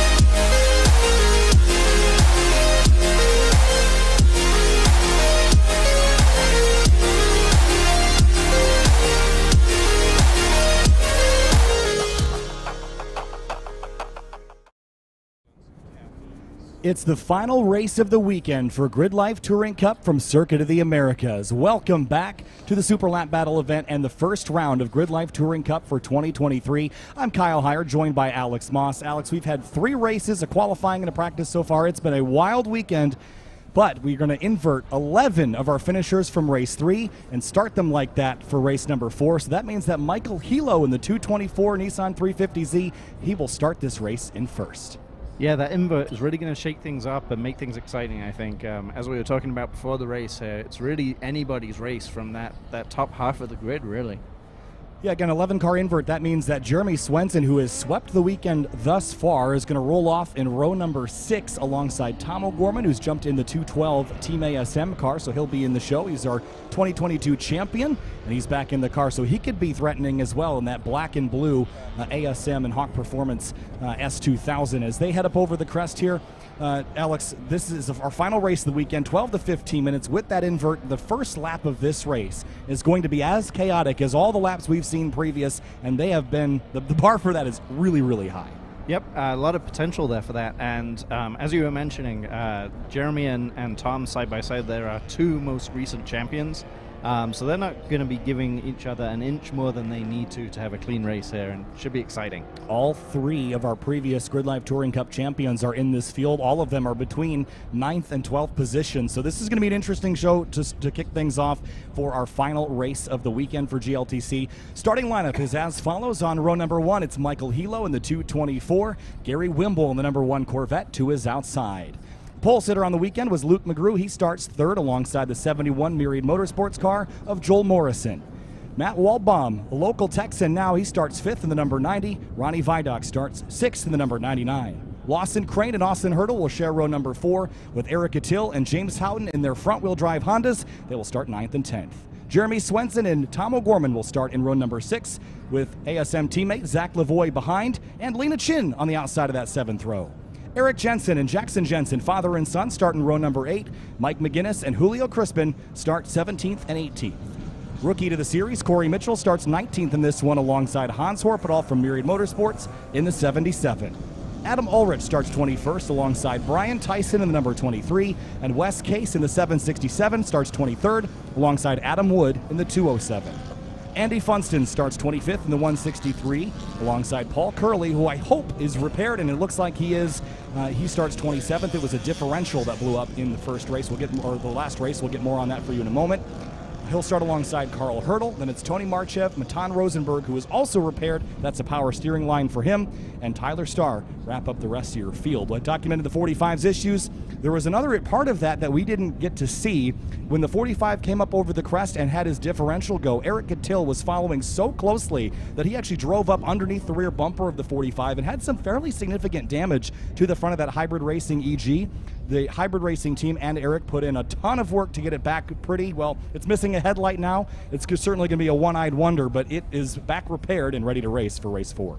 Yeah, real shame about that car. It's one of the best looking cars on the field, I think. But it's good to see them racing, and really not much anyone could have done about it. They were racing for position, and the car in front just lost drive, and not something you typically anticipate. And a similar story for West Case. We saw that car turned around sideways. No contact to start that. The bodywork we saw was from Mike McGinnis, just skirting by the spinning West Case. Just knocked some plastic off. Everybody's fine and dandy with how that happened, and West will be missing a portion of the bumper, but no big deal for this fourth and final race. We're packed up and stacked up 15 rows deep as we have been all weekend, and we have had a shocking and good lack of attrition. I hope I'm not jinxing anybody here, Alex, but we started the weekend with 32 cars. We've only lost one. That's the 101 of Haley Myers, who had so much fun in her first two races. Unfortunately, a clutch issue. Oh, is she back out? No, that's the 888.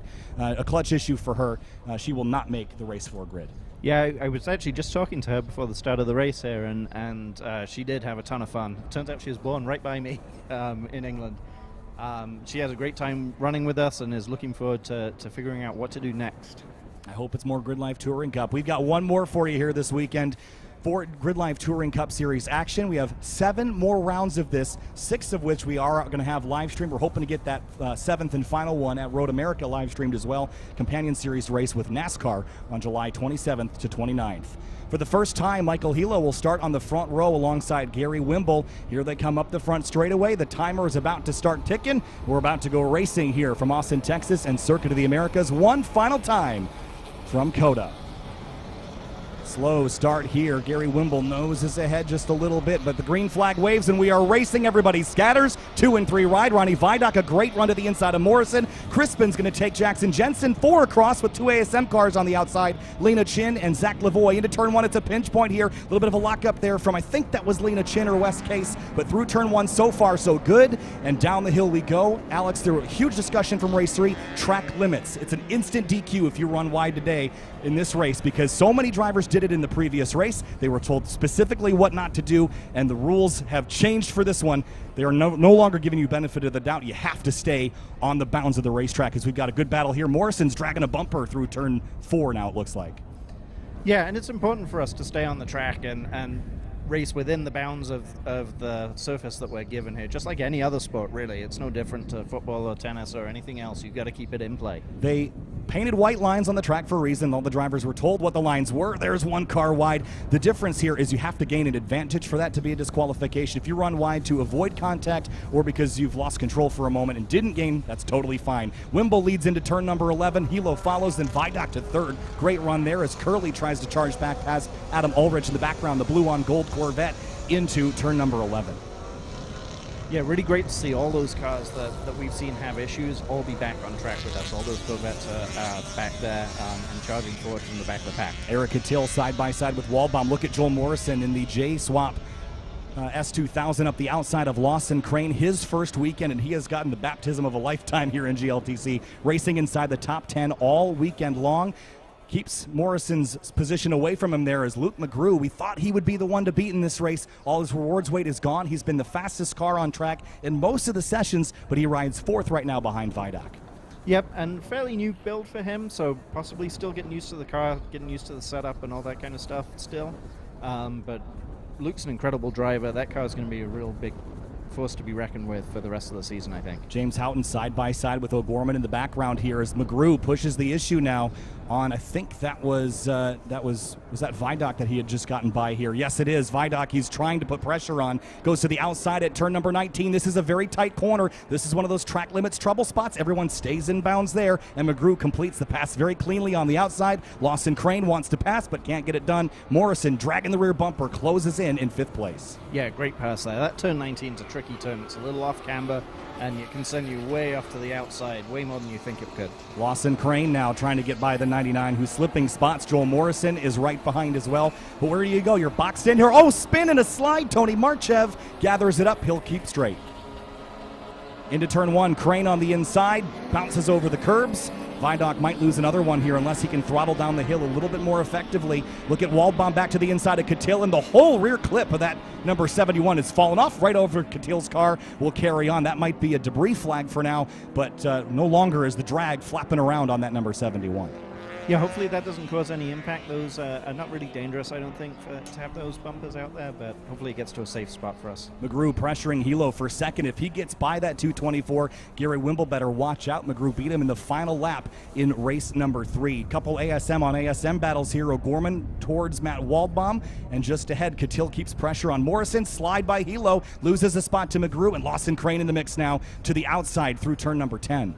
Yeah, it looks like Luke's on a charge here. He's up to second already and coming for the first place, I think. Catil, big dive on the 71 into turn 11. He's got overlap. He's got position now. Great clean pass in the braking zone for a car that also doesn't have ABS. That was an impressive pass there for Catil. Look at O'Gorman now side by side with Waldbaum. Slides in ahead of Austin Hurdle, who's going to go to the inside here, maybe take them 3 across down the backstretch. Catil defending from Morrison. Vidoc defending from Catil. Look at this down the backstretch. Battles everywhere, Alex. Yeah, up and down the field we're seeing battles. This is exciting right now. Into the braking zone. Hurdle on the inside. Look at O'Gorman leaning on the brakes into turn number 11. Well done there. Hurdle leaves space. So does O'Gorman. They get through turn 12 quite nicely. Good Catil now up to Hilo. He's going to go to the inside at 13.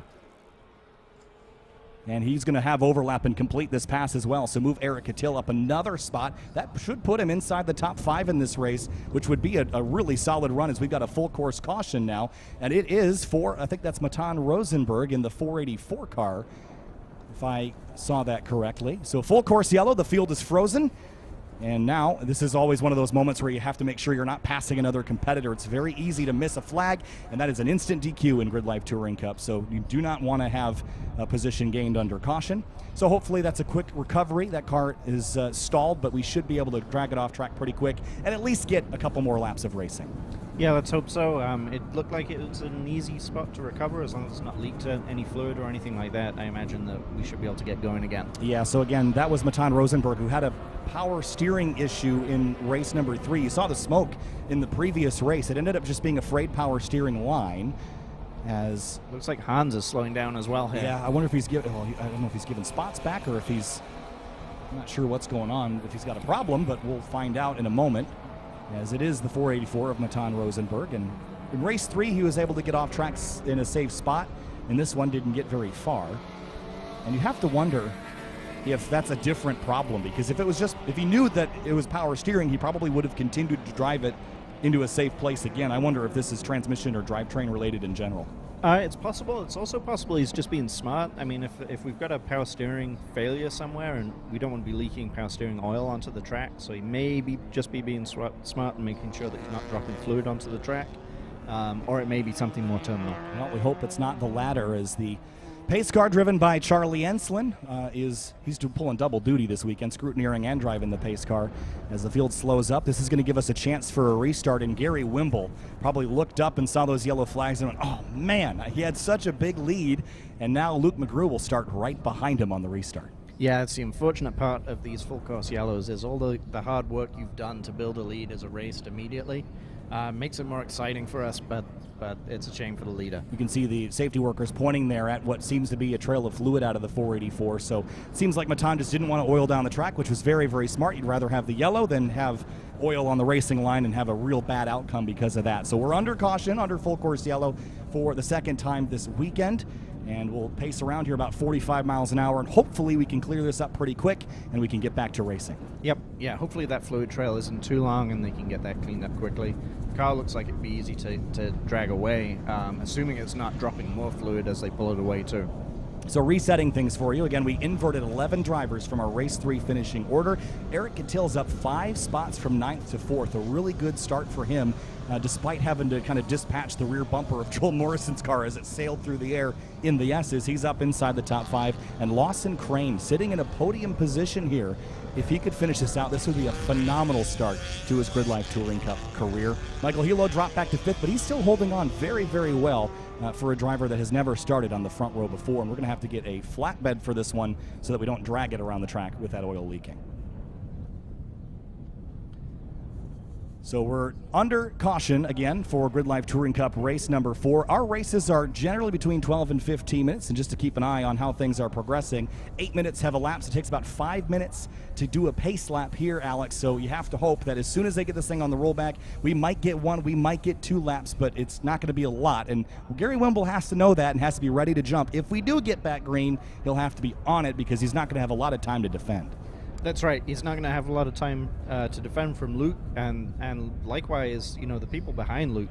Eric Catil in 4th, he'd be within striking distance of a restart as well, and definitely has the pace and aggression to make it happen.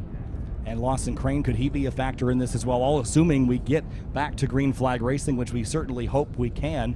I think Gary Wimble's probably one of 2 minds right now. Either he wants to go back green and hold off Luke McGrew, or he'd rather just have it stay yellow and pick up his first Grid Life Touring Cup win. You never really want to have him under yellow, Alex, but you take him however you can get him. Yeah, I've got to imagine that his first prize right now will be to have this go green and defend well and keep the win.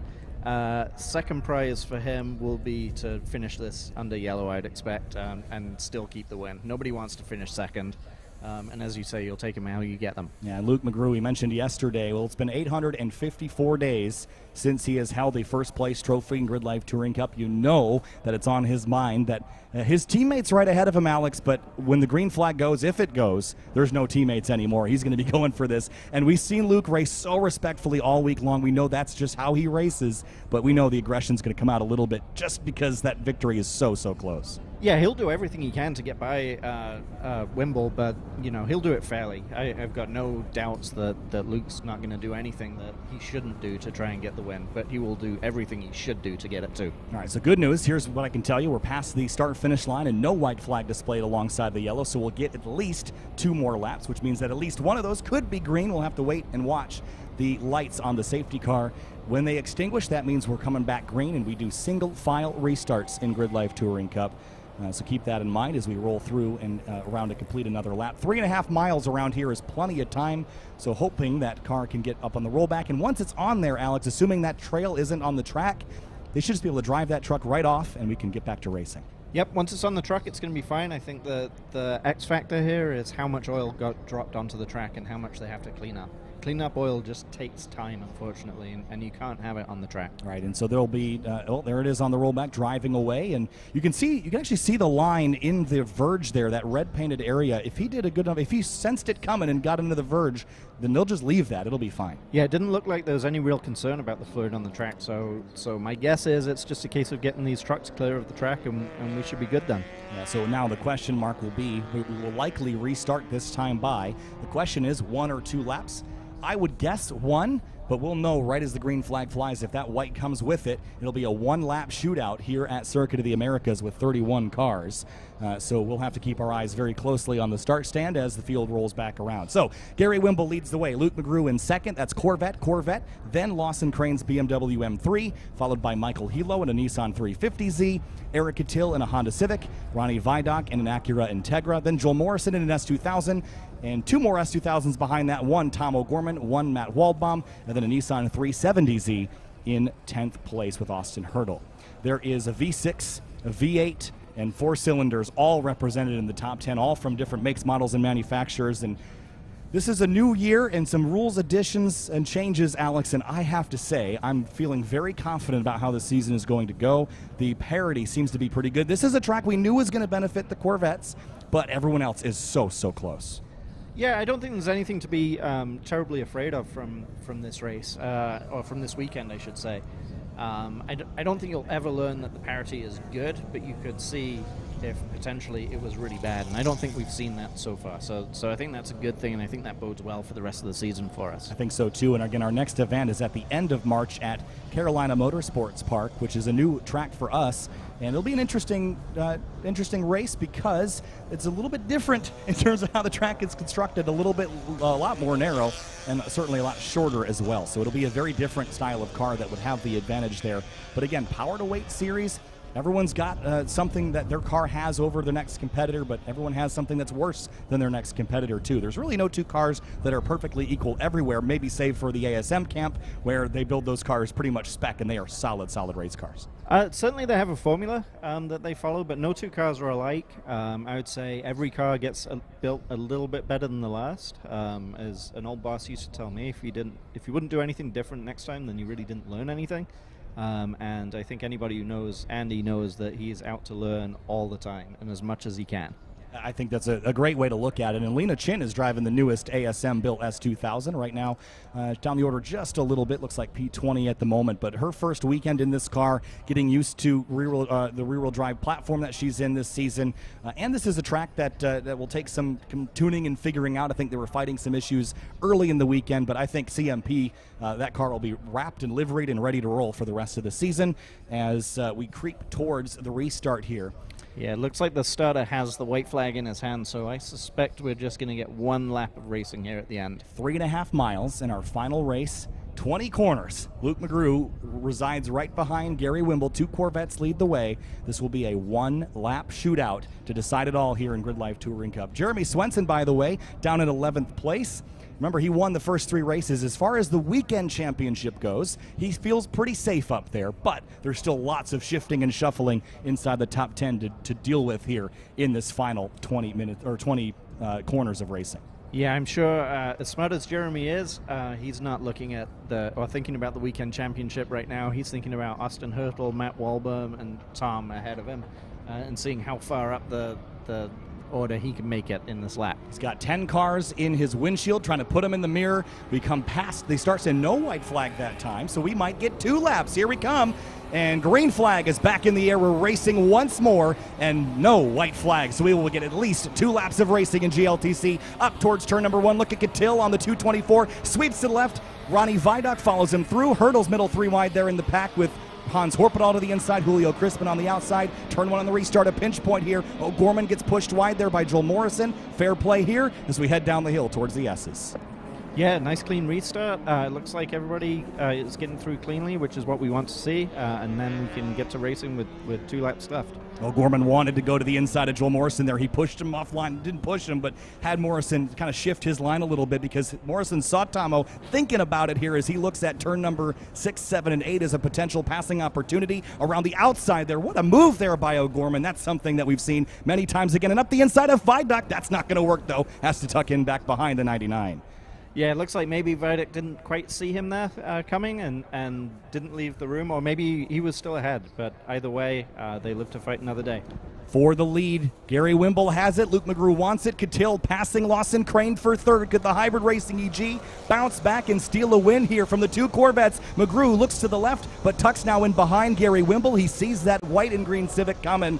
This is going to be an epic race to the end here. Gary Wimble has never won a Grid Life Touring Cup race. For the 7, the trailing car, it's been over 2 years since he has tasted victory in this series, both of them. This would be a big day, Alex, if they could finish this one off. Yeah, I can't imagine either of these guys want it any more or less than the other one, so it's just going to be an all-out fight to the end here. And for Eric Catil, what a race it would be for him to rebound after winning the 2020 Grid Life Touring Cup Championship, and then battling for the 2021 championship, totaling a car at Road America, building an all-new one in the offseason, coming back, running in the top 10, the top 5, and now he's in the top 3, battling with Luke McGrew and Gary Wimble. Wimble slips, McGrew is right behind him, Wimble stays defensive, here comes Luke to the inside, not a gap there as they head into the carousel. Yep, and this is all going to benefit Eric Catil. He's going to be watching this fight and licking his lips as he's ready to try and join them. Turn 19 coming up. Wimble stays track left to defend from Luke. Luke is so close. He sees the door open. He's got the 7 car to the inside. Door still open now as they head to turn 20. Now he gets back in line behind the 1. And this time, white flag is waving. 3.5 miles left here at Circuit of the Americas. Yeah, I'm right on cue. Eric has joined the fight here, and he's ready to take it to these guys too.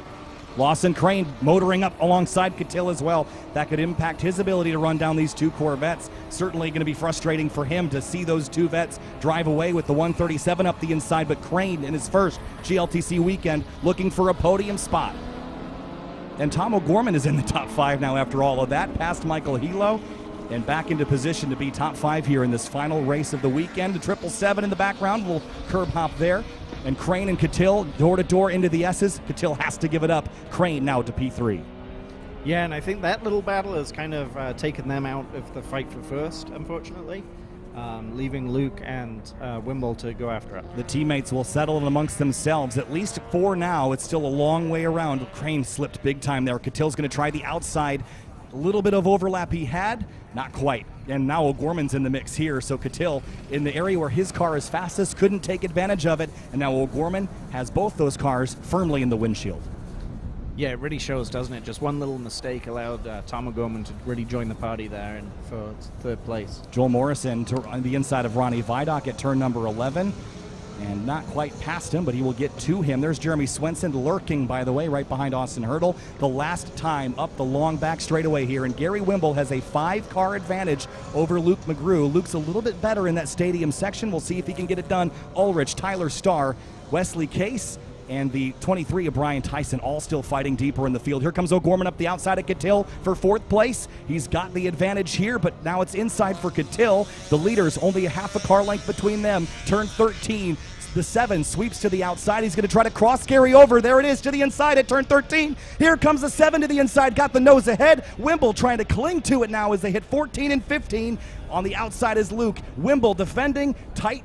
And he's still got it. We're still door to door. McGrew gets back on the power, shifts up a gear. Luke McGrew has the lead once more. Yeah, and I wonder how that's going to play with the new directives there. Luke was off track when he went by, but did he gain an advantage from going off track, or did he just have to respond to Wimble? We'll find out in the post-race, but in the race right now, Cattill and O'Gorman door to door one more time here through turn 19. Tomo on the outside, Cattill on the inside. Checkered flag is going to wave this time by, and for the first time in 854 days, Luke McGrew and the number 7 go to victory lane at Circuit of the Americas. Wimble, Crane, O'Gorman, and Cattill, the rest of the top 5. Michael Hilo, Morrison, Vidok, Swenson, Matt Walbaum, and Austin Hurdle, the rest of the top 11. Then Paul Curley from a long ways back up 14 positions to 12th. Hans Horpedal, Jensen, actually both Jensens, 14th and 15th, followed by McGinnis, and looks like Lavoie, Crispin, Chin, and Moore. Wow. Great race, wasn't it? That was a great race. Man, the restarts just cue up such an epic battle for the front. And Luke McGrew, it has been such a long time. Last year, he didn't make it to race 4. He had a Duratec swap, NC generation Mazda Miata.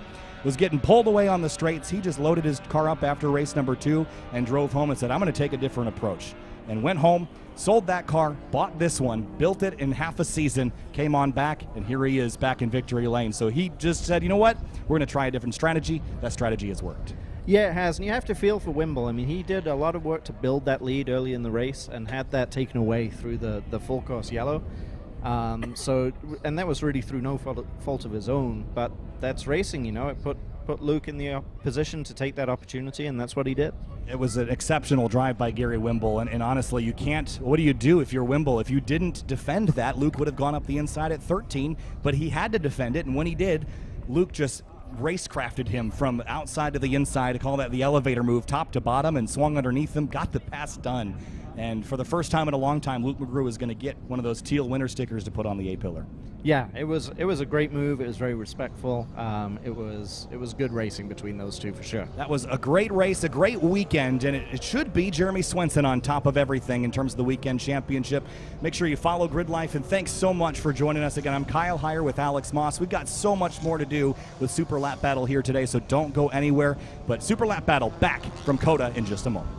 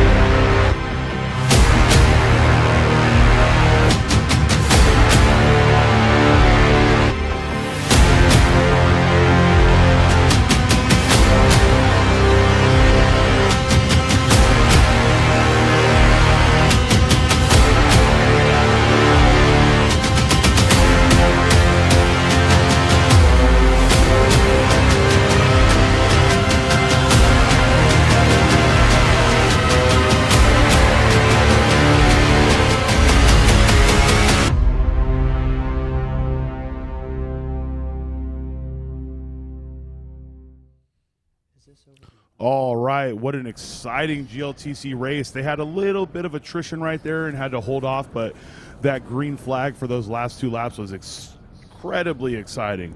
My name is Cuban Rodriguez. We're up here in the tower at Super Lap Battle for Group 4, Session 4. I am lucky enough to have Bucky Lasek up here with me in the tower. Hey, Bucky, how's it going? Thank you so much for coming. Hey, what's up, guys? Pleasure being here. It's a pleasure having you here as a driver, my friend. So I always have to ask the question. We have been blessed over the years between GTA and this event, people who are known for other extreme sports, you know what I mean? Coming here, driving. What is it like going from being, skateboarding fame? We know you love driving. It's something you've been doing for a long time. What's it like to come to an event like this and be with privateers and race with these people? Well, I've always been a fan of Circuit of the Americas. Not, alone Time Attack, but especially Circuit of the Americas. I've always wanted to turn laps here. I've only driven, I think it was turn 13 and 14 when Rallycross was here for X Games. So getting to turn a full entire lap has been blowing my mind. So just learning the track, hanging out, seeing all the crazy builds, hanging with the drivers. No, absolutely, man. And it's a lot of people are excited to be here with you. I mean, people see the name and they're unsure. They're like, B. Lasek? Is it? Yes, that's exactly what you think it is. And it's funny enough, there's grown adults. I'm sure you're used to it. We're just going to give you the fandom for 5 seconds. We have our production crew downstairs, grown-ass men going, is that Bucky? I got to say hi to Bucky Lasek really quick. You know what I mean? So it's really awesome for us. I know you do it because you just want to be part of it. You know what I mean? You don't care that you are who you are. This is something you love to do. And like you said, when it was Rallycross here, that was, at least you got to drive part of the track. No, exactly. I appreciate, you know what I mean? It's always good to be appreciated. No one's going to say that it isn't. The thing that I really appreciate the most is people that come up and say hi, I think that's really cool, and the fact that they've grown up either playing me as a video game character or watching me at X Games, that to me, that's special. And now I'm looking at a 30-year-old. You know what I mean? Man, don't forget about the VHS tapes that they used to sell at skate shops. Okay. Yeah. My brother still has all those, so I remember stealing those all the time. 411. Yeah, he nailed it. No, and I really love events like these. The biggest thing we hear from fans is the accessibility. Right? It's not often a average person can just walk into a garage and say, "Hi, Bucky, my name is." You know what I mean? So, I'm sure a lot of people feel like they are bothering you, but you come to an event like this knowing that people are going to know who you are, and you also come knowing that you get to have a damn good time in car. I mean, look at that beautiful track. That is amazing. That little triple apex section there. The carousel is a beautiful place. That is really hard to learn. I had to learn this track in 6 laps. So that right there, I actually reached out to Cole. He gave me some tips on that one. Cole is a great person to have in your pocket as far as learning little tips and tricks for the track. Cole in himself is as close to a professional as you're going to get for someone who doesn't get paid to drive all the time, Every track he's ever been to, within a couple laps, he has it figured out, and he's just pushing to the limit of what he can. So, yeah, this is actually my session that I should be in right now. Yeah, I was going to ask. So we are blessed to have you up here, but it's basically you're at the end of the event. You felt you've gotten all you can out of the car? Yeah, I think I'm running Cobb's 2019 STI. We're basically just here testing the new next-gen flex fuel for it, and it's basically over-the-shelf tune flex fuel. It comes with all the components like injectors, rails, all that stuff, all the wiring, and it's just a bolt-on kit that you could bolt on and come out here and what I turn 243s. You come out here and do some 243s at Circuit of the Americas. It looks like you actually you ran a 233, my friend. Yeah, don't hurt yourself like that. Come on now. 233s. Yeah. Well, and anyone who's been a Subaru fan knows that Cobb had to pull a lot of products off with Project Green Speed, and they've been working on getting these things back out where the EPA approves them. So that's actually really cool to hear. I'm not gonna lie, I didn't know that. So it's really cool that Cobb not only brought the car and you here to represent themselves, but also so fans know that, hey, we know that a lot of things changed when Project Green Speed happened, but we're doing everything in our power to get it back to the consumer the right way. Well, think about this. Think about getting hammered like Cobb got hammered, and everyone's like, well, what about our stuff? We bought this stuff, blah, blah, blah, blah. It's like, they haven't forgot about you, dude. It just takes time to take care of the situation at hand.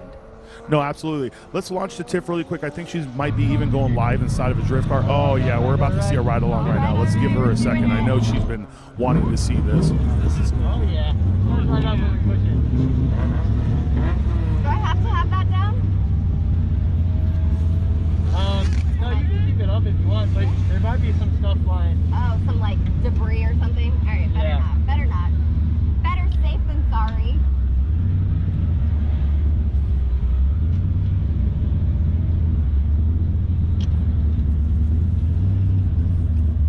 How long do you normally stay out? Oh, that's definitely not something we wanted to see. That is that beautiful Attacking the Clock R32, the carbon body car. It is on fire. I'm not sure if they have onboard fire suppression, but I do see the driver trying to get out to make sure it gets put well. So hopefully wherever he's at, Track Fire and Safety can get there quickly to get it put out. We're about to see a red flag of that. Oh, absolutely. Nope, yep, he's the starter is doing it right now. Black flag. Yeah, this track, it all depends on where you are. Some tracks do a full black flag, other tracks do a red. It looks like people are pulling off. I do not know. Oh, he's got a fire extinguisher. He has a fire extinguisher. That's what your boy does right there. You know what the thing is? He's been on fire on track before. So, but now we have track safety there. So right now, this is where everyone gets out of the way. Okay. This is where everyone gets out of the way. While they're taking care of that, let's take a look at Tiff. We want to make sure that he's safe.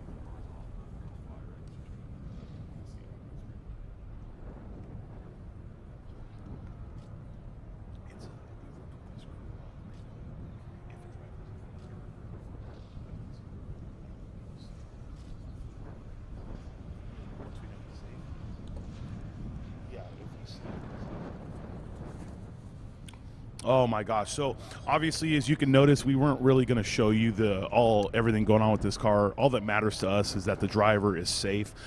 Track Fire and Safety got there, they put it out. Looked like Robert Medina just ran in.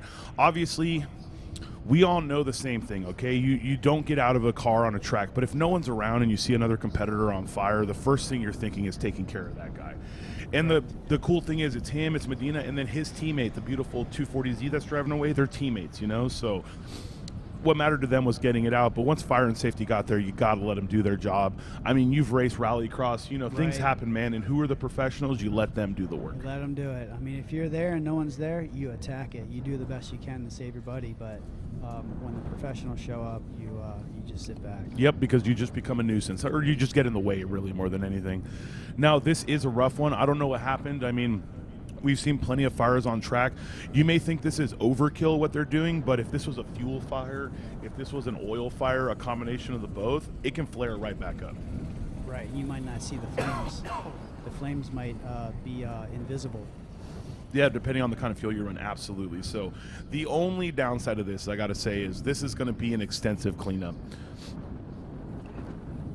And this is probably a fan favorite car. I mean, this is one of the cars that... Top. Yeah, every single person. There's a couple cars here, and I'm sure you'll agree. There's this car, there's the Datsun, there's Riley's Pontiac, the one that's millimeters off the ground. Yeah. Cole from Life Motorsports, and Ferris. Those cars people flock to, you know what I mean? I put every one of those cars on my video today. I bet. I want to see what this this spillage does on the track now, if it's going to make its way. Well, it probably will, and sadly it is soapy water, so they'll probably have to use some oil dry. This is one of those situations where, though we never want to hinder a competitor's time on track, safety comes first, no matter what happens. See, I knew I didn't have to waste my time in this session. My God. Bucky Lasek, guys, the mind reader. Thanks, man.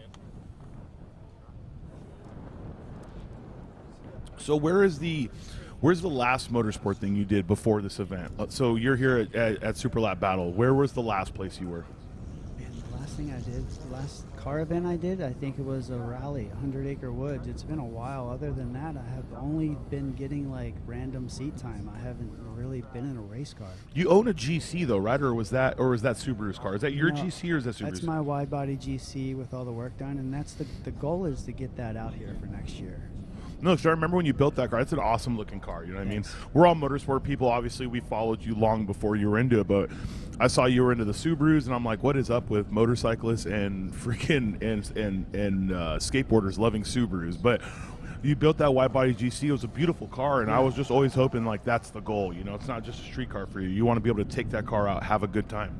Yeah, it's not just a show car. When I built that car, I figured I wanted to build the car, so I would imagine that other people wanted to see it built. So I started a YouTube channel building everything, like from, you know, I had help with friends. Of course. My hands were on that car 100%, whether it's welding, body work, or you know, I'm not much of a engine builder. Well, and especially with Subarus, you need someone that knows what they're doing. Yeah, you know, you don't want to cause an issue because you put it together and it lets go. Yeah, my boy Vince built at Rally Spec, took care of the motor, and then other than that, yeah, it's just been me, my buddy Lance Stewart, and Brian from iWire, just handling the car. Brian, man, that guy is a staple in the Subaru community. You know what I mean? I'm from SoCal. I don't live there anymore, but I've 34 years of my life spent in SoCal. And though I've never owned a Subaru, I have a lot of friends that do. I've worked at shops that work on them, etc. And it's always a situation where you're doing something on a Subaru and you're unsure wiring wise. You pick up the phone, you call Brian, and all of a sudden he has every single component you need and every bit of knowledge you need to make it work. Yeah, him and Whitney take care of it. Whitney is the girl who, if you ever call iWire, she answers the phone. I mean, the last thing you want to do is call out, well, you're not going to know the answer. Oh, like, yeah, no, you're talking to the wrong person. Whitney knows what the she's knowledge, talking and about. in this industry, there's always going to be the chauvinistic person that tries to say that. But every parts company, every big company I've talked to, when a female answers a phone, I promise you, she knows more than you do if you're calling them. ATP Turbo is the same. They have 2 or 3 females that answer the phone, and I know they get told all the time. They answer the phone when I'm calling to order something. Trust, I just tell them what I need. Yep. I've called there and not known what I need, and they had the answer in 2 seconds flat. You know what I mean? What has this world come to these days? I wish I had an answer for you, but you know what? That doesn't happen here at the racetrack with all of us. Yes, it everyone is equal, man. It doesn't matter what you are, man, woman, child, black, brown, purple. You're on the track with us. You're one of us. Yep, Devin was out there ripping the IAG Subaru earlier.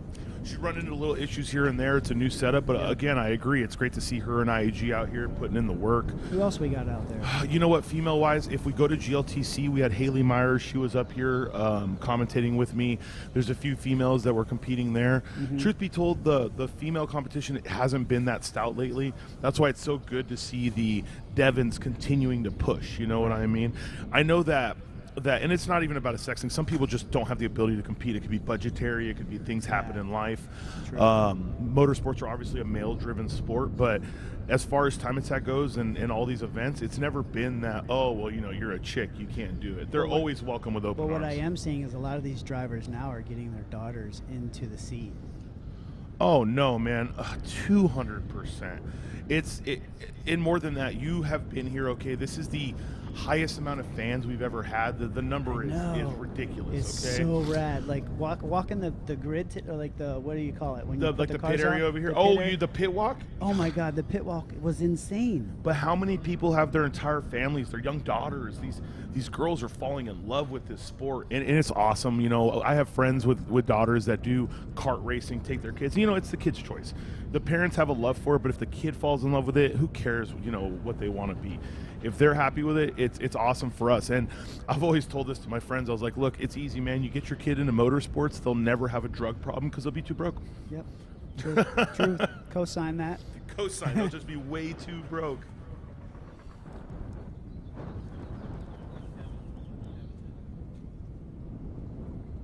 So will they get everyone back into the... You know what? It comes down to timing. I'll be very honest with you. We always have... No, this session's going to be over. Okay. So Group 4 is going to lose their last session, it looks like. And it might even go into Group 3, to be honest with you. just because of the amount of cleanup that has to be done. Now, luckily, you can see it's all off track. They'll just make sure to sweep it. They have a truck back there, if you can see it. It's the very back Tundra actually has a huge leaf blower on it. It's like a jet engine leaf blower, like you see at NASCAR, you know. Yeah. So odds are this truck that's coming up right now is going to sweep it, and then it's going to get blown. And then boom. It does look like there was a little bit of oil put on the ground, as you can see right there. I can see. Yeah, they're starting from, say, 100 to 150 feet out, and then they're going to hit it, and then they're going to blow it. The good thing about here is they're fast. Just when you thought it couldn't get more expensive for the poor guy. Oh, my God, you're totally correct. And, you know, truth is it's part of racing, right? No track like this is ever going to be like, okay, well, that was fun. We were glad to clean up your mess for free. Yeah. That's why you were in the driver's meeting. Hey, if you got a problem, you get off immediately. Yeah. Get off now.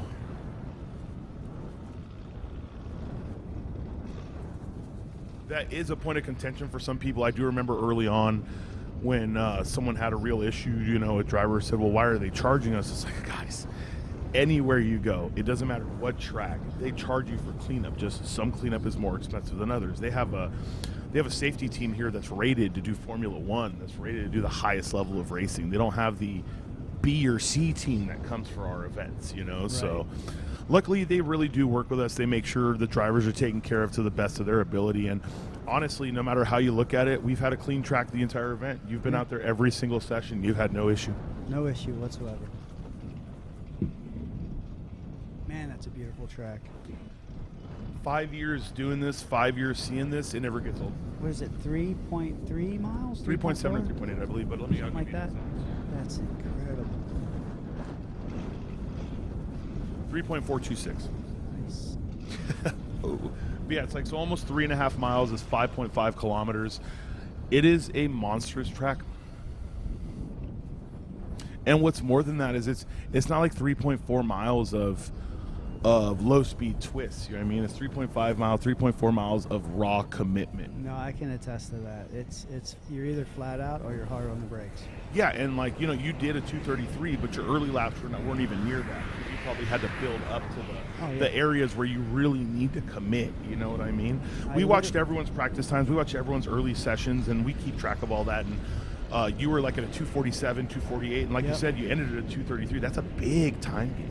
Yeah, I'm not the guy to come out here and just throw hero moves in the turns. Like, I am learning the track. Like, my first laps are reconnaissance laps. It's like I'm just getting visuals, I'm getting braking points, not high speed, but just gearing. Like, where am I at? What gear do I want to be in? Even though I'm not topping it out, I'm still in the right gear. I'm still in the right location.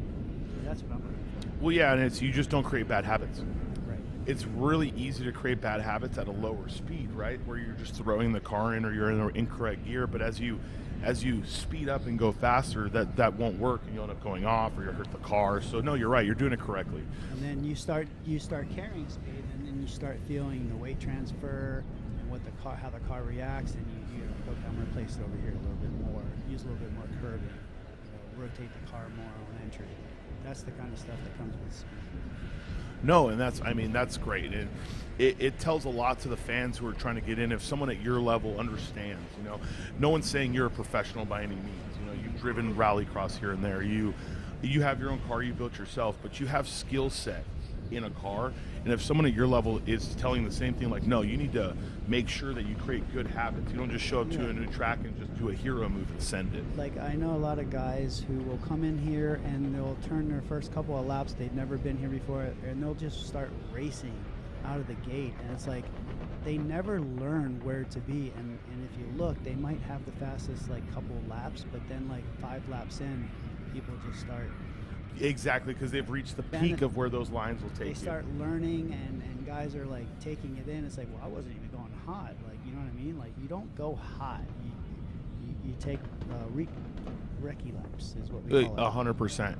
And it just allows you to hit the lines. Like you were talking about the carousel, right? The triple apex right-hander. It's very hard visually. Well, and it's like you want to figure out, you want to keep it tidy, right? You want to hit that first apex. You want to keep it tight. You want to hit the last apex. Well, if you're coming in faster than heck and you're late apexing the third one, sure, you're faster than everyone else the first lap because the speed you carried in there. You're scrubbing it all off into the last corner, but you get into session 2 and 3 and all of a sudden you're seconds behind people and you just, I'm at the peak, No, you created the bad habits and the bad habits don't take you anywhere. The S's are really hard as well. Well, they're not straight. Most people think of an S's on a track as that, you're going to end up in the same spot, but it's like offset one side, offset the other. They're S's. Yeah, that's it. They're not like. It's not a chicane. You know what I mean? They're not. None of them are alike. There's like three. There's two. There's one crest, and then there's a hairpinish after one that you have to set it up. And if you're off on the first one, you're off on the second, which is you're going to really suffer on the third as well. Well, yeah, exactly. And then after that, you have a pretty sharp left-hander to a swooping, pretty good speed right-hander. And from that right-hander, you have a left you can take at speed. And we actually had a competitor in a Supra lose it out of that left, put it in the wall right there. Yeah, it's never good to see. He was fine. Car didn't look like it was that much damage, but you said it yourself. You have to carry a lot of speed through here to be fast. Yeah, there's spots where you just can't have the speed because it'll push you offline, and then you're not going to recover. Your lap's going to be ruined if your car's not. A little bit of both, but there always comes that risk with competing. These drivers, everyone here, the people at the top level, Cole Powell and all these guys, they are pushing the limits of themselves in their cars, and with that comes parts failures. We had an Audi R8 lose a hub. I don't know if you saw him get towed in, but a wheel completely came off, lose a hub on that. We're really glad he didn't hit anything. That could be a really bad case scenario right there. Yeah, he was rolling around the pits looking for some sheet metal. Yeah, 100%. Then you have like James, GLTC driver. He lost a hub. The amount of load that this track puts on a car, people think that the crazy turning tracks will put load on, and of course they do. But think about a track where you're wide open throttle through a right-hander for 180 degrees, the amount of stress that puts on your driver's side rear wheel bearing. Yeah. It's incredible.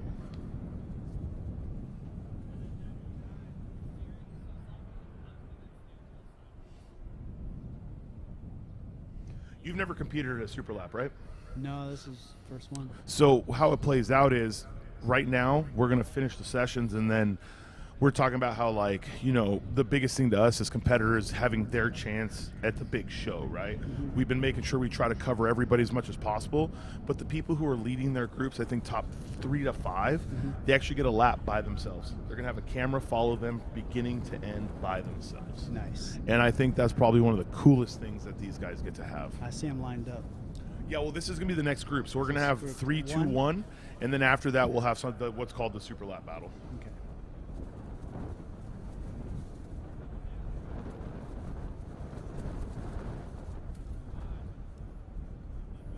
Yeah, I don't think I'll be in that top 5. Yeah, well, you're in a rough class, man. Jackie's over here doing 213s in street class. You know what I mean? Yeah, I think there should be. Okay, this is a topic that I've heard. Hear it. Let's hear it. There should be a street limited, or a street unlimited. No, see, the problem with that is you're in a car that technically wouldn't be able to run enthusiast, right? Because you're on a flex fuel kit, and that's what you're testing. There's no ethanol allowed in enthusiast class. Right. Then there's the contention of, I've heard this before, well, Bucky Lasek's a professional driver. Well, you're not, because you don't get paid to drive for a living, okay? Right. But you wouldn't fit the enthusiast rule set because anyone who has ever been paid to drive professionally cannot drive enthusiast. You've done rallycross. You've done a few events, right? You're by no means a professional driver, but you've been paid to do events. So you don't fit that rule set anyways. Right. So you are in a unique position where you're forced to run street no matter what, but you're in a car that isn't going to be competitive in that class. Your car would have been competitive in enthusiast, 233. That'd put you on the podium right now, or just off of it. So it's kind of the best of both worlds, or for you, the worst of both worlds. But at the same time, you're here developing with Cobb. You're here to help the community, you know? And come on, man, it can't be that rough when you're helping the community, and by doing so, you're driving on a racetrack like Coda. Yeah, there's nothing wrong with that. But yes, as the years have gone, and I'm going to hear it forever, street class has become a very competitive class, but it's not just here. If you look at Because our street is very equivalent to Grid Life Street Mod. That's what they call it, right? Because their street is very equivalent to our Enthusiast. So that street mod is very, very competitive there. It's probably the most competitive class across the board in both series. Now, the cool thing about here is, man, we're watching limited records fall and we're watching an unlimited battle.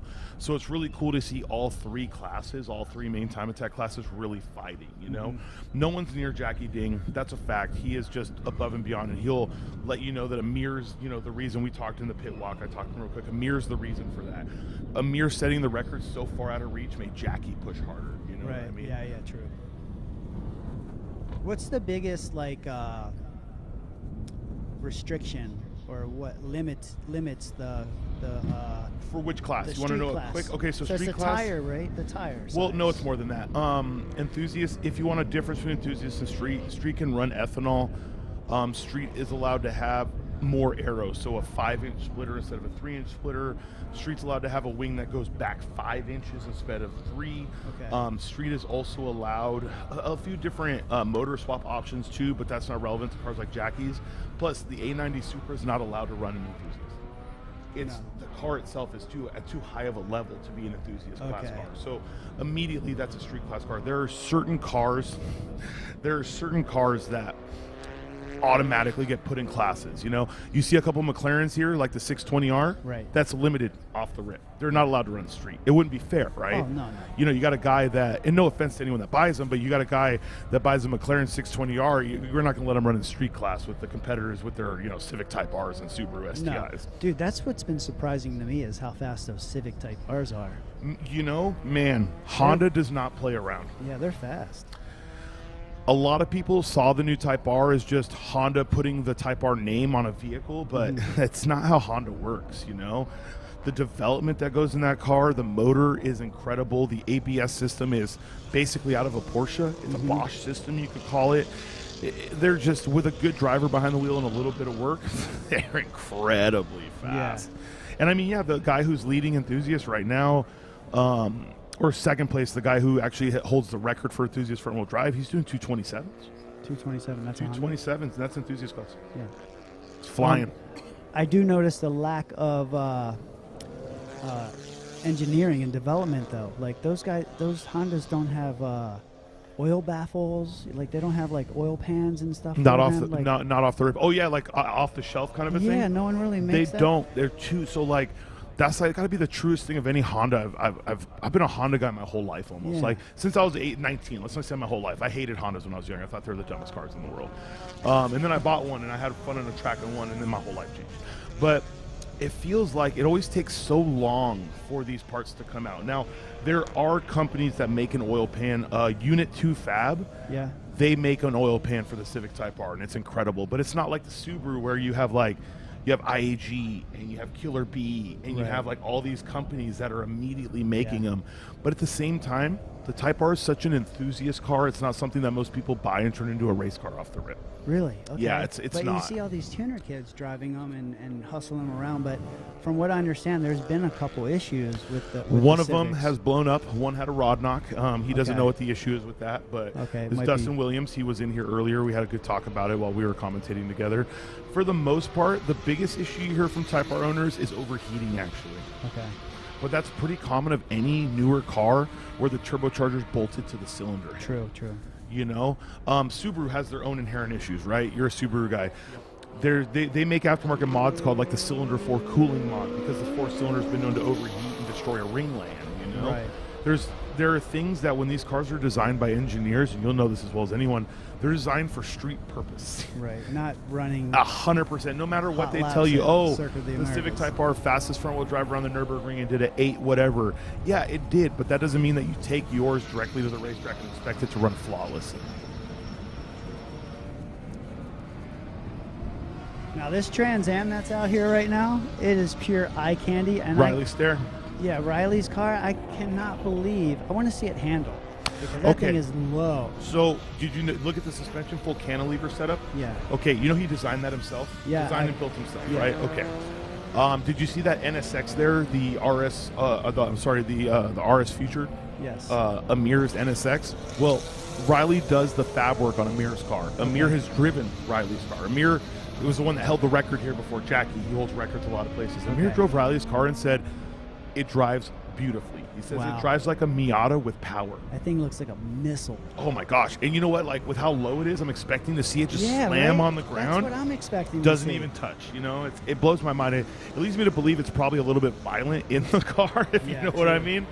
I know there's a big bump entering turn 1 going up the hill. Yeah, that would be kind of cool to see that shot. This right here, now this 370Z, I know you don't follow the sport much per se, but you don't see these compete in the lower of classes or any class really. They're heavy cars, you know.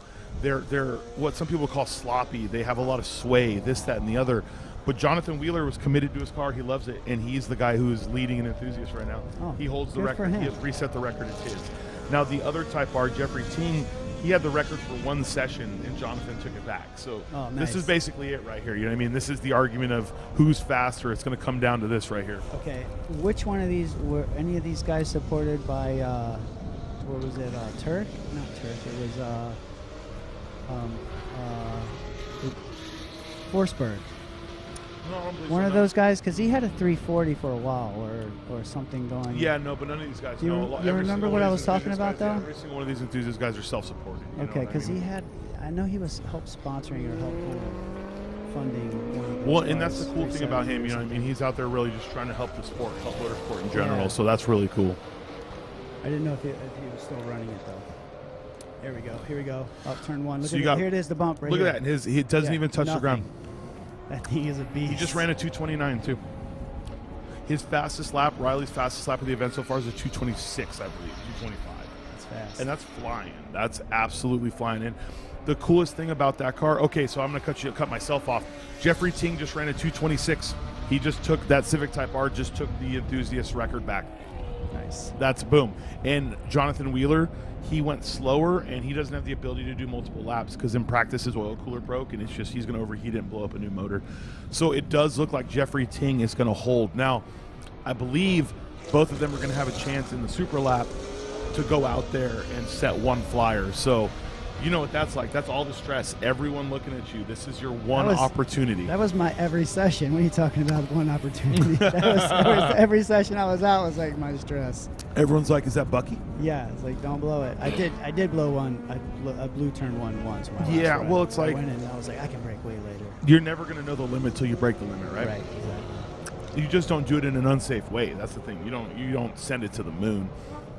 But what I really love about Riley's car, it's so period correct. Now the fender flares obviously aren't. He did that, you know what I mean? He made it his car, but he's on some old school Goodyear slicks, you know? No, he isn't. Yeah, those are Goodyear. He's wearing a Good Wrench hat, you know? He's so period correct about that car. Really cool to see newer Cadillacs. So he had the enthusiast record for a little bit. Thomas Thompson, that's the owner of the McLaren. The blue McLaren in limited class, he shares, that's the owner of that car. Him and Zach Sober drive that one together. So he's been supporting the series forever. It's really cool to see that.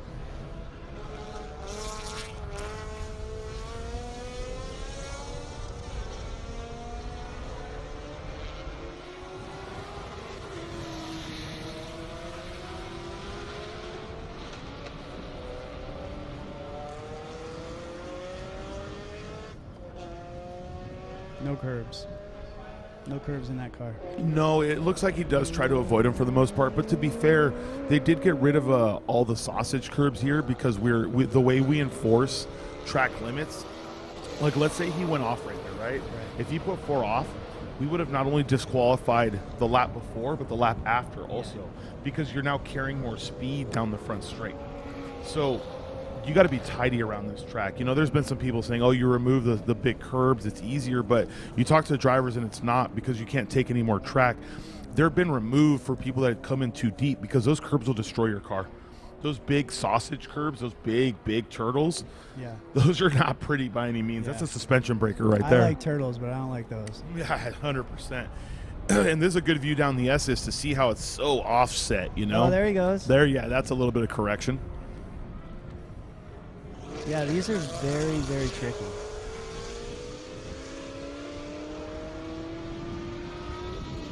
You got it good. Super good. Yeah, it's almost like the argument of, do you carry more speed or do you keep the tighter line, you know? There you go, Devin Hoffman pulling 3 seconds off her first lap.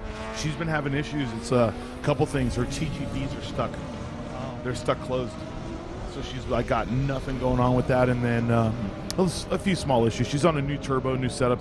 That's the worst part, you know, where everything comes together and you test it and it works good. And then the first major event you go to, of course, that's when you're going to run into an issue. I was talking to her earlier, and she said she felt like her car was 100 horsepower down.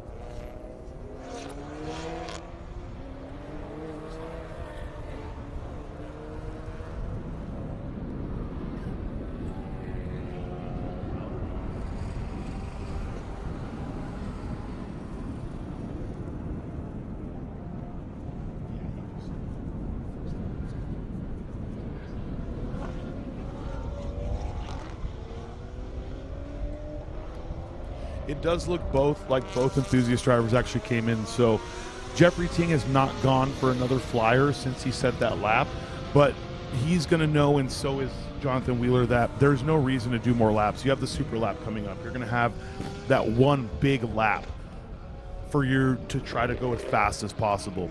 This is the end of this session. So because this is the final session of the day, I believe they're 10 or 12 minutes long. And then, boom, we're going to go into that 50-minute super lap battle session. Nice. Looking forward to that one.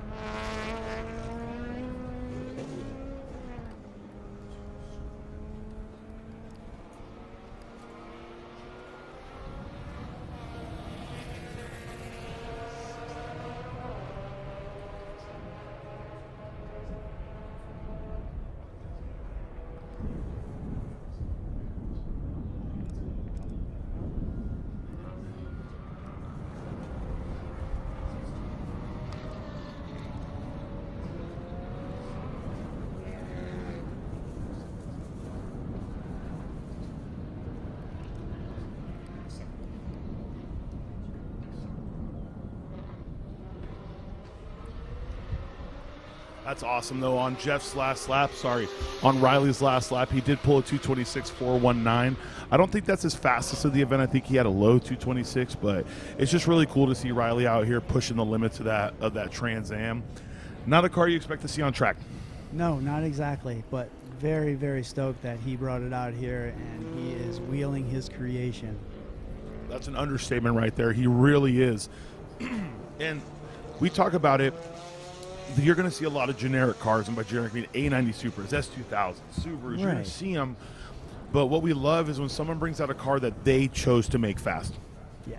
And we see it a lot. Like, it's like any motorsport, okay? There's an easy button to everything. Now, the A90 is not necessarily an easy button. Look at how stout the competition is, but at least it gives you a good starting platform. Or if you're an old school guy, you can buy like a 05 to 08 Subaru. You can buy an Evo. And there's so much support for it. It's an easy button almost. Yeah. But the people that choose to think so far outside the box that they bring a car that just blows everyone's minds, that's what I'm talking about. That is a showpiece. That's a show car. That's Hot Wheels. He won the Rookie of the Year award at SEMA with it after building that beautiful 8-to-1 manifold. And and he decided to make it more race-based, and it's a Hot Wheel. Yeah. It should be a Hot Wheel. That is. car, yeah, there you go. It's like you can buy it. You can buy it directly from Hot Wheels. I think it came out last year. Yeah, just to think about that, you know what I mean? It's a Hot Wheel, and it's out here doing hot laps. You know it has an LS in it, right? The Porsche. The Porsche? Yeah. I didn't know that. Yeah. Sneaky. What? Yeah, sneaky. Okay. Like I said, I love certain things, man. And How is it, though? How is it? You know what? He's been running pretty good. Yeah? He's been running pretty good. Anything that pisses off purists, I live for. I hate to say it, okay? Yeah, but because it's there's no such thing as purism when it comes to racing, you know? Sure, I'm a JDM guy. True and true. that silver gray Evo 8, the Voltex wide body car, Tim Schepner, it's the best looking car here in my opinion. Will always be the best looking car here. Just how I feel. Yeah. But if he happened to have a different motor in there that I didn't agree with, who cares, man? It's his car. Yeah, true. I mean, I'd hate him for it, but who cares, man? It's his car. I think if I was going to drive a car, I'd want to drive that McLaren 720S. The white one? Yeah. Oh my God, I agree. Yeah. I'm gonna have to look. I wouldn't fit in that car. Let's just back it up for 5 seconds. But if I had the ability, that's the. If I were to own one of these cars, I think I'd like to have Riley's. Yeah, you know what? I love how you thought about that, because if, given the opportunity to drive one, Riley's probably isn't the one I'd want to choose to drive. Yeah. You're right. That McLaren doing a 201, like, Yeah. we Dustin was in here and he kept saying something. He's like, what does a 201 around here feel like?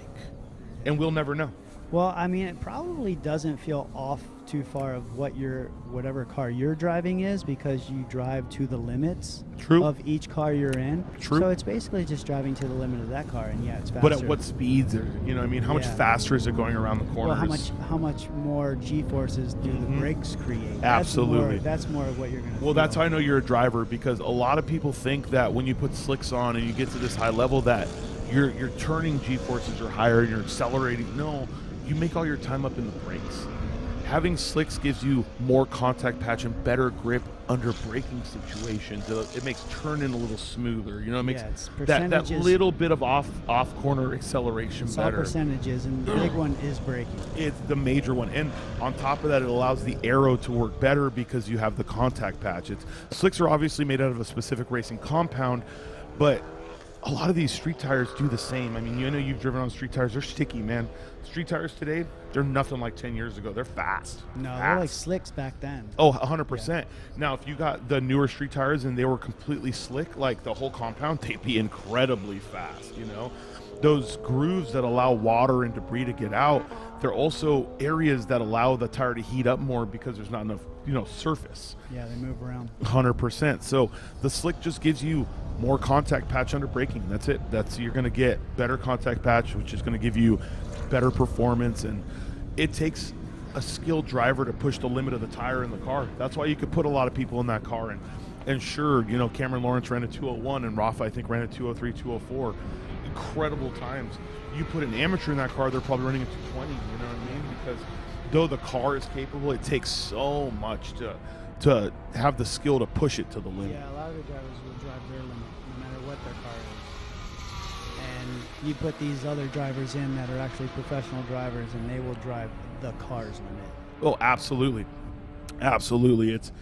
It doesn't get any better than that. But that's the good part about having competitors here who know each other, because in testing, you'll get these guys who are really, really good driving your car and telling you how to improve it. Like, hey, this is what I felt in your car. This is what I think you can push at. And sure, their driving style may be different, but at least it gives you a broad horizon of a good way to look at it. And it's a beautiful day out here in Austin. The heat is turning up. I'm surprised these guys are going faster, to tell you the truth. Well, it's killer. You were here in the morning. It was 67, but it wasn't sunny. You know what I mean? It was nice and cool.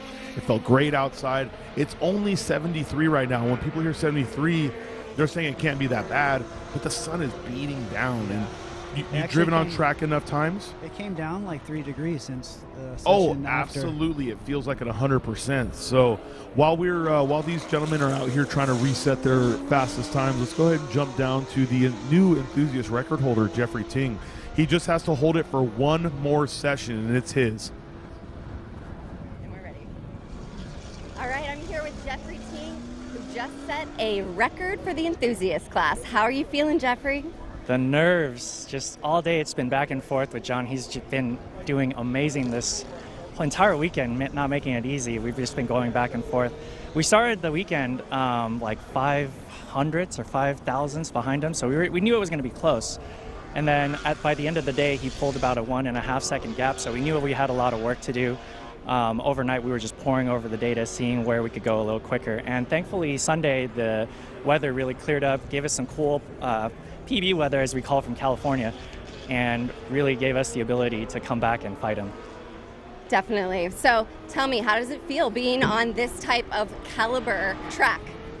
This is a dream, really. This is our second year back here at Circuits of the America, and being able to say I drive on the same track as like Lewis Hamilton or, you know, the folks at MotoGP, this is just, there's nothing like it.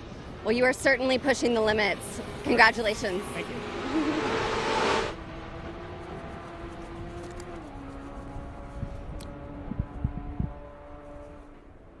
He's just got to hold that. Just got to hold that for one more time attack battle. Now, Jonathan Wheeler could very easily come out and retake the record, or Jeff could come out and set it even lower. That's the excitement of that super lap battle shootout.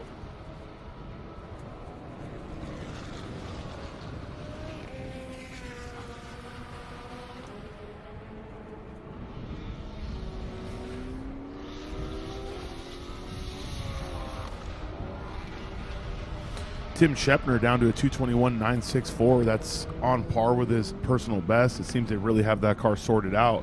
Hopefully he can get sub 220 before this event is over.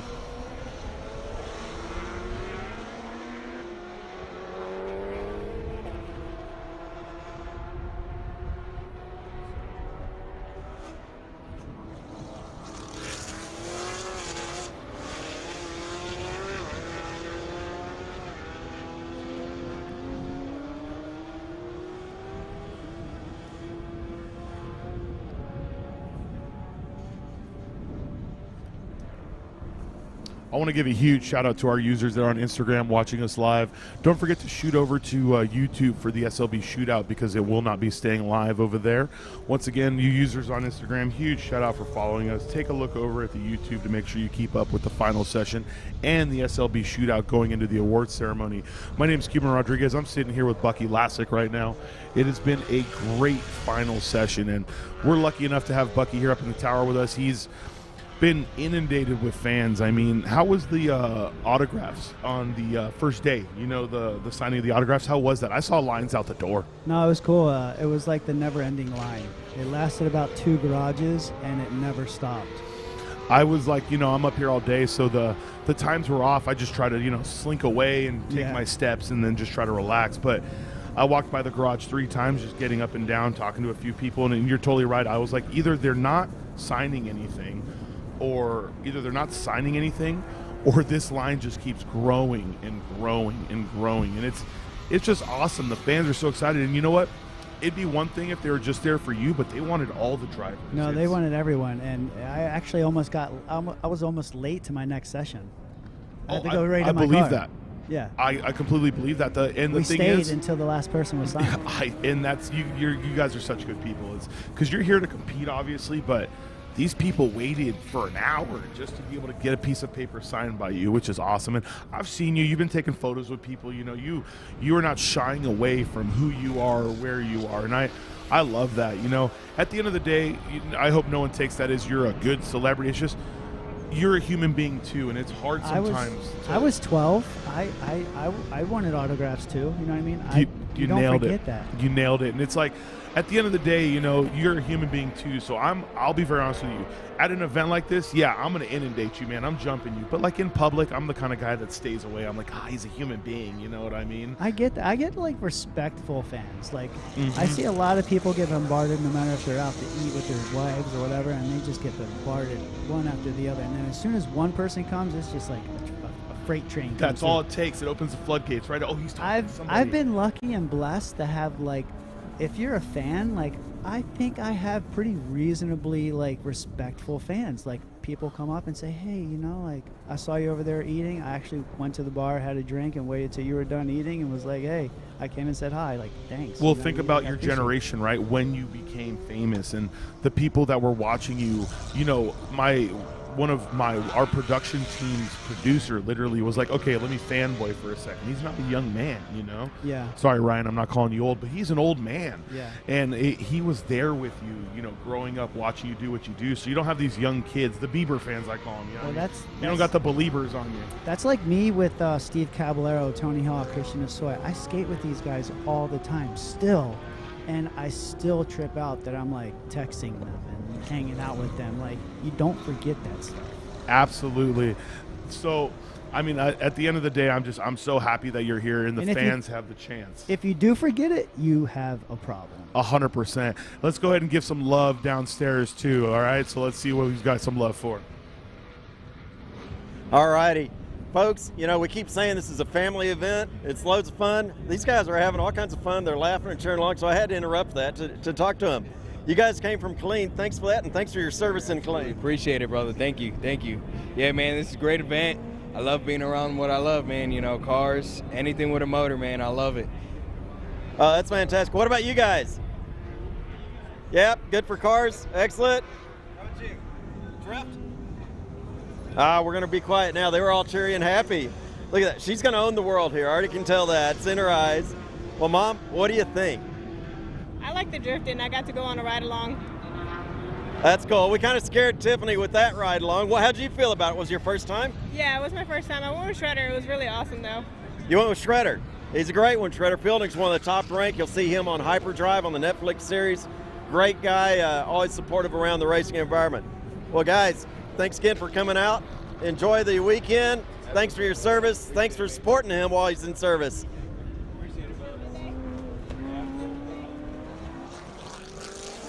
Super glad to see the people out here, really excited. And while we were talking about Bucky and then going to those fans, that's Brett Dickey in the Project Import S2000. He set his fastest lap of the event at a 2:19.134.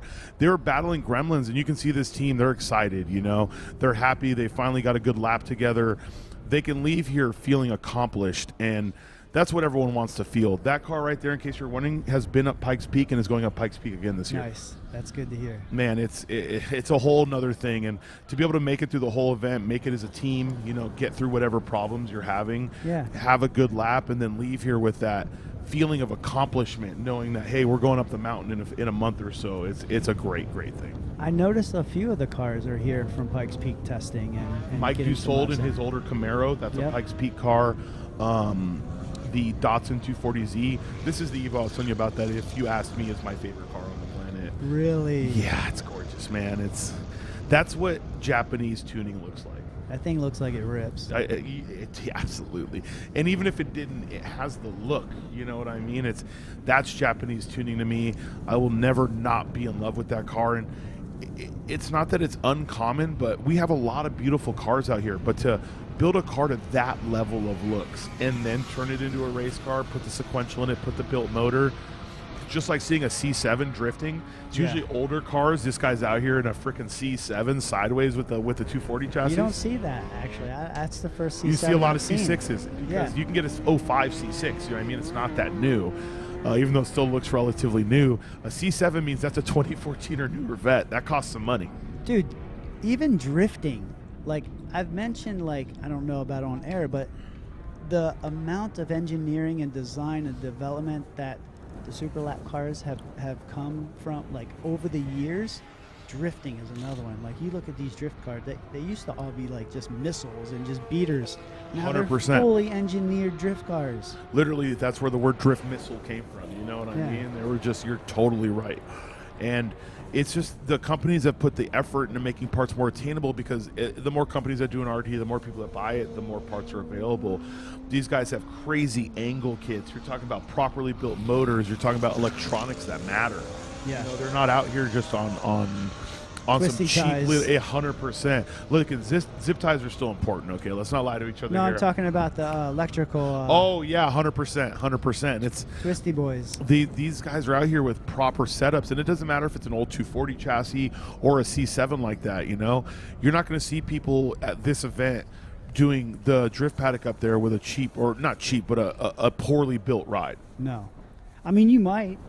There's not in our paddock, but yeah, you'll see it, but Yeah. not up here. Yeah, there's still some good old boys out there running some homemade gear. The good old boys are what keep the sport alive, though, if you want my honest opinion. No, I because they have a love for it. Yeah. They have a love for it that's not explainable. You know, Nate Hamilton, one of the drifty boys. He has I believe it's the S13 with the LS. He invited me to come over and drive his car. Oh, today? Yeah. Oh, you should have taken that offer. I just had appendix surgery.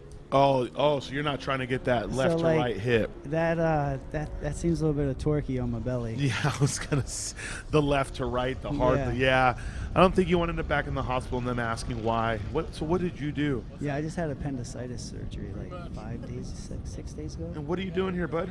I'm hanging out with you. Yeah, I respect the heck out of that.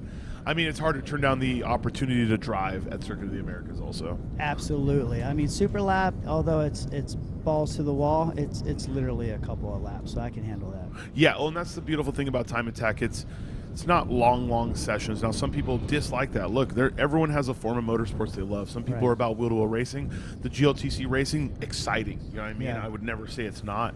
I live and breathe Time Attack, but people ask me, what I watch. Well, there's not a form of motorsports I don't watch. You know what I mean? Home on my DVR, everything is recorded. Formula One, IndyCar, Australian supercars. Like, I can go down the list, and I live for it all. But people are like, well, if you had a choice, I'm just a fan of Time Attack because it's just like the reason people always love watching Formula One qualifying more than the race. Because it's the lap, man. It's like, what can you do by yourself? What can you make happen? Yeah. Racing's a different thing, and there's a lot of strategy. There's teamwork, etc., and that's exciting to me too. But that's NASCAR-ish. You watch the pit stops. It's all about the pit stops. 100%. But man, watching what a driver, you're in charge of your own destiny right there. Man, the Drive to Survive has really done a lot for Formula One. Like people who aren't in the racing, it's brought the drama. It's brought the drama. It's made people understand about like what new tires can do. The undercut, the overcut. Like it's really opened a lot of people's eyes, and I respect that. I'm not going to disagree. It's funny because I've been a fan since I was a kid. I was like 11 years old, and I turned on the TV once, and it was a helicopter view of this really crappy camera. It's back then. What we can see now is impeccable. Okay, but I remember this garbage view of this red car up top, and I just was like, okay, that's my car, and I was a Ferrari fan. I learned 3 years later that was Michael Schumacher. Okay, I didn't even know. I'm a young kid. And sadly, I've been a Ferrari fan since, which means I've been disappointed since. But I just remember just seeing these cars doing these crazy things, and they're pit stopping with fuel. So, I've been lucky. But when Drive to Survive first came out the first season, I watched an episode and said, oh, this is stupid. Yeah. The next year, I watched the whole first season again and said, oh, I missed out by not watching this. Hold on. And sure, they bring the drama. That's what people want. They want that little bit of, the inside potatoes, what's going on. But it also does such a great job of educating people that have no idea what's going on.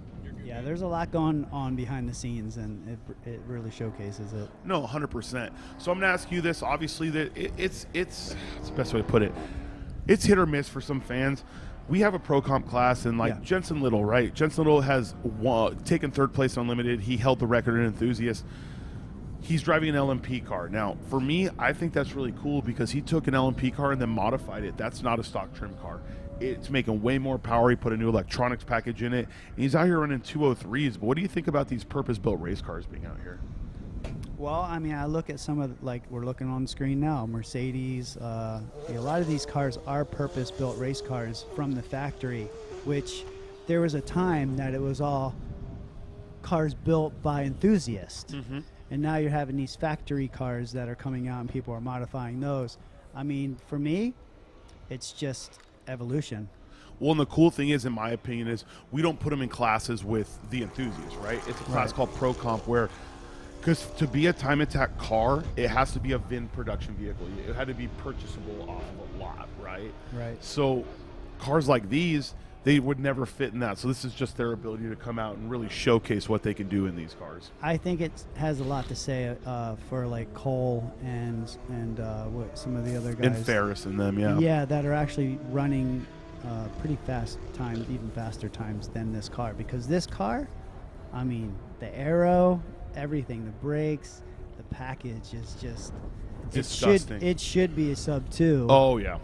But it's not. I think there will be an issue down the line, but for now, Welcome yeah, to and the I show. think, it sucks. The McLaren pulled off. He actually decided not to do a lap. Maybe he needs to check something. And the only reason, and you may be right, the sport has to evolve. There was a point in time when we didn't have an enthusiast class. You know what I mean? The sport has to evolve. You have to evolve with it. You want to always talk to the fans and talk to the competitors.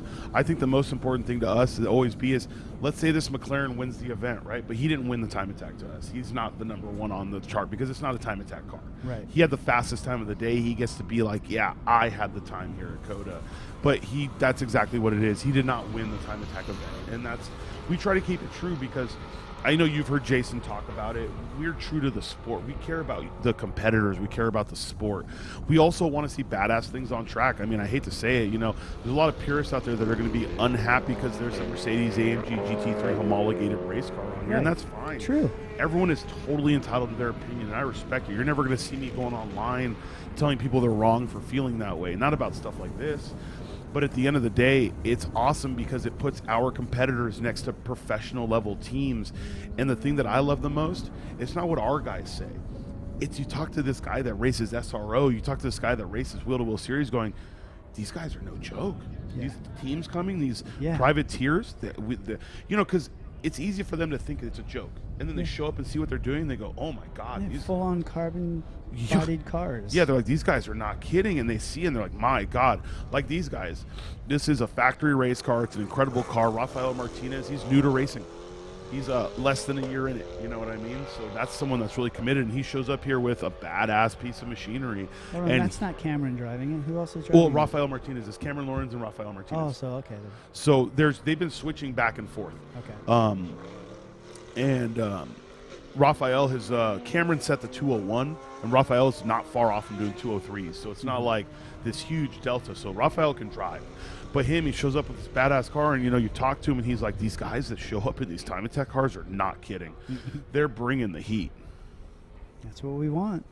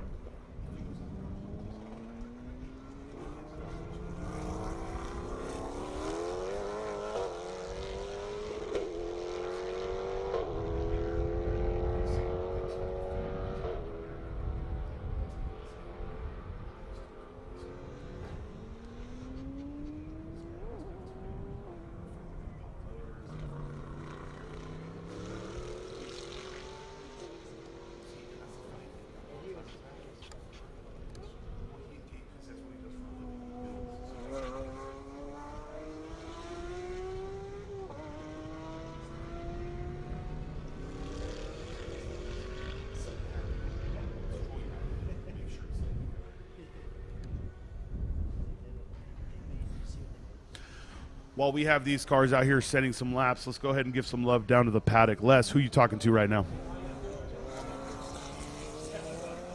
Cameron, you just got out of the beast today. Everything keeps dialing in tighter and tighter. What did you wind up with here today? Yeah, that was just a quick shakedown. We've been, you know, just challenging ourselves going through the setup. We've tested here on Monday and kind of set the bar for ourselves on where we want to be. So we made a lot of changes. We've had a lot of help. We flew in some guys from Crucial, Ray Lee, that have helped out. We've got Ryan from McLaren as well, working with Rafa and I. So we're just going through everything, kind of back to square one, just to kind of back-to-back and compare our setups here. So that was just a little warm-up for me before we go to the Super Lap battle, and you know, we'd like to show everybody a 2 flat, maybe a 59 if it's in the cards, but at least a 2 flat. Oh boy, there we go. Turning up the wick. We're ready for it. Cameron, good luck. Thank you. That right there, Cameron Lawrence, that man is a driver. He's the one that set the 2:01 fastest time of the event. So for those of you out there wondering how the shootout plays, we're going to have 3 cars from each class come out. It should be the top 3, but if there is an issue, someone can't make it, they have a mechanical, we always try to have backups for each class. Each one of those cars is going to get 1 lap to try and set a faster lap time than they have. Obviously, with the weather out, Bucky will attest, you know, it's 73 degrees, but it feels hotter out there. You know, Yeah, it does. Sun's beating down. It's just, it's not a perfect scenario. But that doesn't mean that someone is not going to go out there and set a faster time. You know, Jeffrey Ting in this exact weather set a faster time. That doesn't mean that maybe Jonathan Wheeler in enthusiast class can do it again. Here we have Amir absolutely trying his hardest to just do laps. He missed half of the first day, or he missed the whole first day. Missed because his braking zone right there in turn 1. You saw that, absolutely. Ferris did the same thing on his fast lap. He missed it and still On his fast lap. It's crazy to me, man. They're trying, and these guys are at the top of the field, you know. They're obviously not beginners. They're not entry level.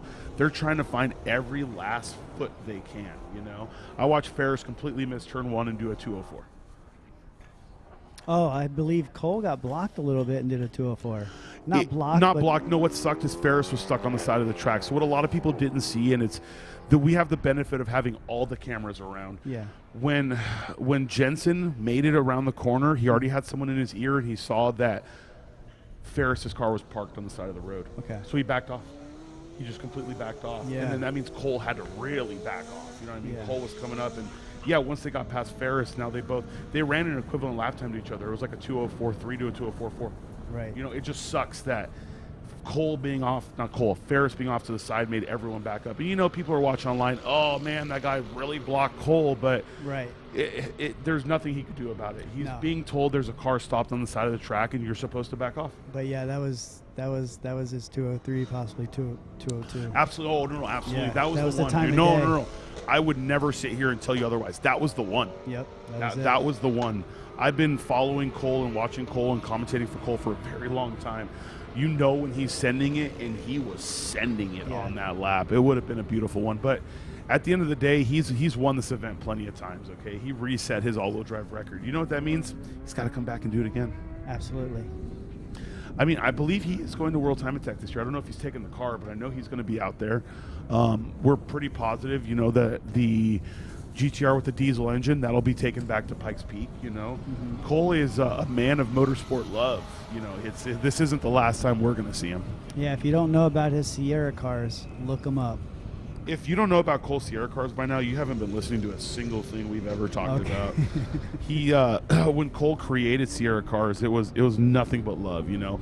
He made this car that is just easily attainable. It's in their spec series for him now. He took the Alpha car up Pikes Peak in a disgusting time. You remember? Yeah. A disgusting time he took the Alpha car up, and now they're making a 3-seater, you know what I mean, side by side, a 3-seater version. Making a 3-seater. And they're going after Pikes Peak overall this year with Dave, Texas Dave. Well, in Texas Dave, Alpha. that man's a lunatic, okay? He is a wheeler. That man is a lunatic in the best way possible. I'm pretty sure before you came up here. in every way possible. Yeah. He's a lunatic. I'm pretty sure you were hanging out with him before you walked up here. 100%. Yeah. For those of you that don't know, Texas Dave is a staple here in Texas, okay? It's in Austin. He has Rally Ready, right? Rally School. It's like 18 minutes just down the road from Coda. Yep, figure 20 minutes from Coda, Rally Ready. He has a rally school. He has a beautiful facility out there. Our first couple of years, we actually had parties there after the event, you know? Right. So anyone that is a Texas native, check it out. Rally Ready. His name is Dave. He's crazy as can be. Obviously, we wouldn't recommend if he wasn't safe, but that's a wild man right there, okay? He's crazy as they get in a good way. Absolutely. And for him to say that he's going for the Pikes overall in the Alpha car, he doesn't say that in jest, you know? Yeah. He's a professional rally driver. He's got 20 personalities, Yeah. and they all speak fluent. Fluent something, okay? Something, I don't know what, whether it be French, Finnish. Terrible English. But every single personality, it's not cocky, he's confident. If he says he can get in a car and possibly do something, it's because he believes he can. No, and he won't say it. He won't say it. He'll just do it. Oh, absolutely. From what I'm hearing from race control, it looks like Amir did a warm-up lap, and he may be on a flyer. Obviously, it's near the end of the event. Amir knows that he took as much time as he could, but let's see if he's able to set just a little bit faster lap. And no one can deny how beautiful that car is. The work that they've put into this NSX is next level. Oh yeah, they had some issues there with the wing, and they hustled all night, 3 a.m. fixing that wing right there. Well, and that's what we've been trying to tell people. Obviously, the prototype unit, you know that, everyone knows it by now. But the fact that the team just didn't give up, you know what I mean? They did everything they could to get it to work. We got a spin. Where's that? There Turn it one? is. Yeah, always turn one. That is absolutely, that's spin cycle right there. But Amir did a 215 right there. To have no time in the car and just come out and do a 215 like that on a brand new setup, that's mad respect.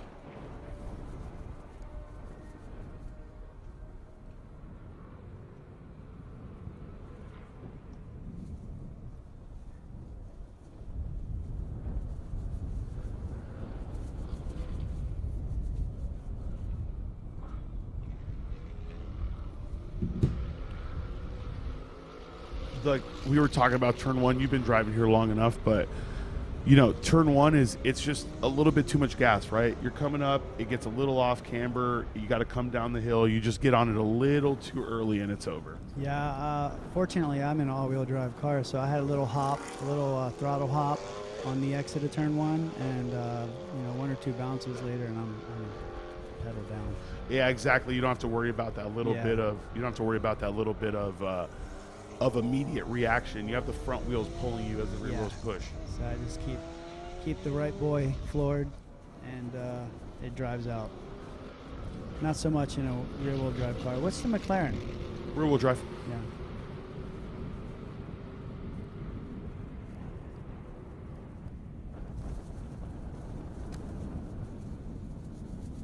That right there is going to be the end of this session. It's been a pleasure just watching these cars. So once again, we're going to get the Super Lap battle going. The drivers are probably already lined up and ready to go down there. The way it works, you just get your warm-up and a heater. That's it. You don't get 2 laps. You go out there, you do your warm-up, you do a heater, you come back inside. The people that we're probably going to want to view the most is going to be Jeffrey Ting and Jonathan Wheeler. It's odd to say this, but the enthusiast class is the battle to look at right now. You know what I mean? So you got Jeff Ting and Jonathan Wheeler. They're the ones that are going to try their hardest to either hold the record or take it over. I don't think that there's really a battle in any other field as opposed to maybe someone trying to go from 3rd to 2nd, but we'll see which cars are going out. Not every single competitor can come out. Some people have mechanical issues. Some people don't have the tires. They know they're not going to go faster, so they don't want to put the wear and tear on the vehicle. But obviously, if they feel in any way that they can make a faster lap, they know they're going to be doing it in front of everybody, so they want to give it a shot. So when you say top 3, does that mean all 3 are going to put in hot laps, or like you said, is one going to take it easy and see if the other guy can beat it? Well, you know what? You don't know what the other guy's going to do because they're back-to-back. You know what I mean? You don't get to sit and wonder. There's no, oh, maybe he's going to go fast, maybe he's not. And it doesn't even mean that it's a guarantee that it's the top 3, you know? Like an enthusiast, it is the top 3. There's Jeffrey Ting, Jonathan Wheeler, and Greg Formosa. Those are the 3 top people in enthusiast class right now. So obviously all of them want to go out. But then you have some people, like if the street class, like Jackie Ding, he didn't want to put any more wear and tear and no one's close to him, that means 2nd, 3rd, and 4th have the opportunity. Oh, so they give the next guy in line. Yeah, absolutely. Okay, that's what I was wondering. Oh, if the guy didn't want to run? If the guys they go down the list. Oh, cool. It opens the door for somebody else. So you may decide that you feel okay, but you could actually be scaring the guy in 3rd because maybe the guy in 4th could do that little bit to jump the guy in 3rd.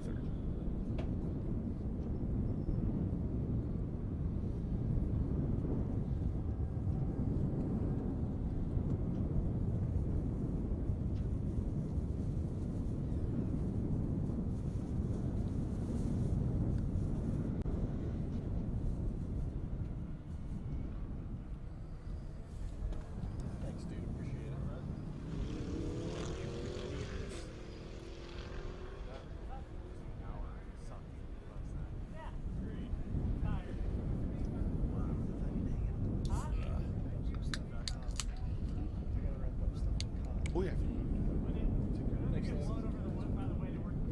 So here we got it, guys. Jeffrey Ting, 226.963. He's the record holder. Jonathan Wheeler with a 227.1. He's just got to pick up a couple tenths, man. That's it. That's and close. Greg Formosa, he's just here to solidify. He's probably not going to pick up enough to get to second, but he gets to say that he beat Steve Wynn, and they had a battle the whole weekend.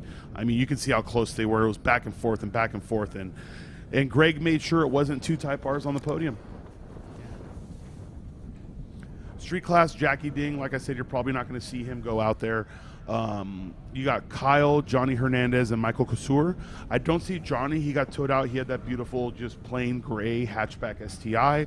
Michael Kasur is that Evo 7 that's at the very front right there, so we'll see who goes out in street class to try and make their position a little bit better. Limited class is being held by Eric Fleming. He has no reason to go out. He's reset a record that was made by a McLaren 720S Performance, okay? So he really brought the heat. Clayton Yates and Gabe Zamora, though, they're a couple tenths off each other. So if both of them go out, it's going to be a big deal. And finally, Ferris, Cole, and Cable. Now, Ferris, hard to say if he's going to go back out, if he had an issue or not. Cole Powelson may or may not go out. He may be at the end of his car. Same with Cable. It's very difficult in a limited class in this weather to be able to go out. So the people going out are the ones that are going to try and set their faster laps. We have seen this lap set a faster time, but more than anything, they get to actually just go out there and do their thing. So we're going to shoot it down to Cole Powelson right now, see if he has the ability to give us a few words. All right, I'm with Cole, who's getting ready to do the super lap battle. How you feeling, Cole? I'm having a great time. I'm driving race cars, hanging out with my friends. We were able to go a little bit deeper on the all-wheel drive record. So, you know, this shootout gives us the opportunity to get the overall record. So we're going to go battle with Ferris this next session and see if either of us can go quicker.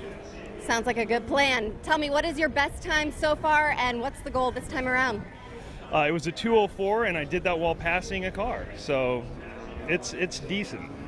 All righty. Well, I can't wait to see what you do. Congratulations and good luck. All right, guys, so I do have to say goodbye to Bucky Lasek over here. He has a few things he has to take care of downstairs. He's been kind enough to hang out with us for over an hour. So, Bucky, first of all, man, thank you so much for being up here. Thank you so much for giving the fans what they're looking for.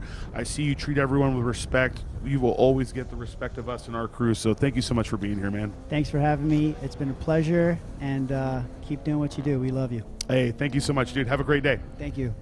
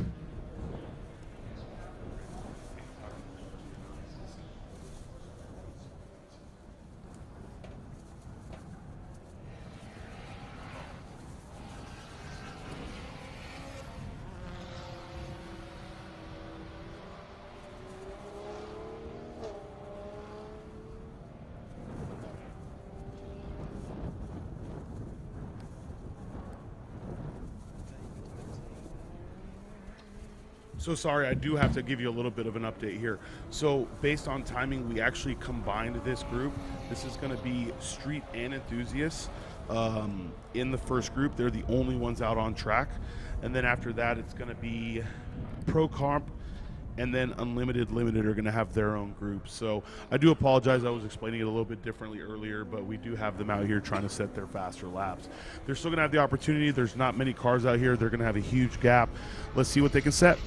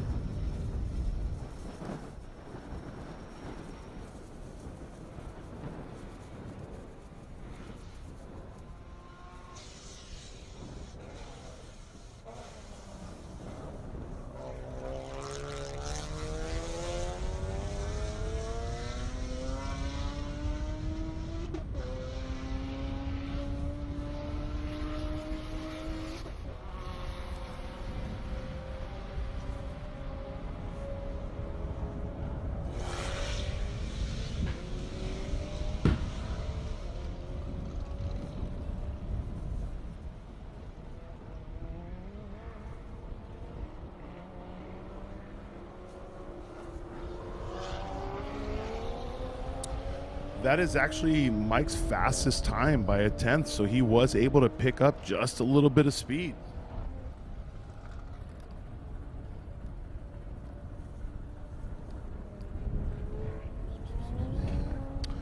Same with Anthony Pearson. His fastest is a 2:26.341, and he just did a 2:25.511. Let's see what Jeffrey's got.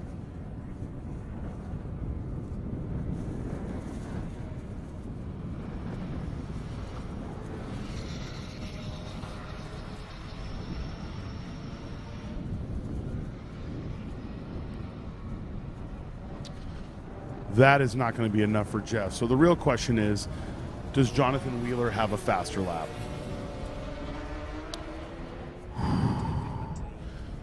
2:26.800. I think that right there takes the record.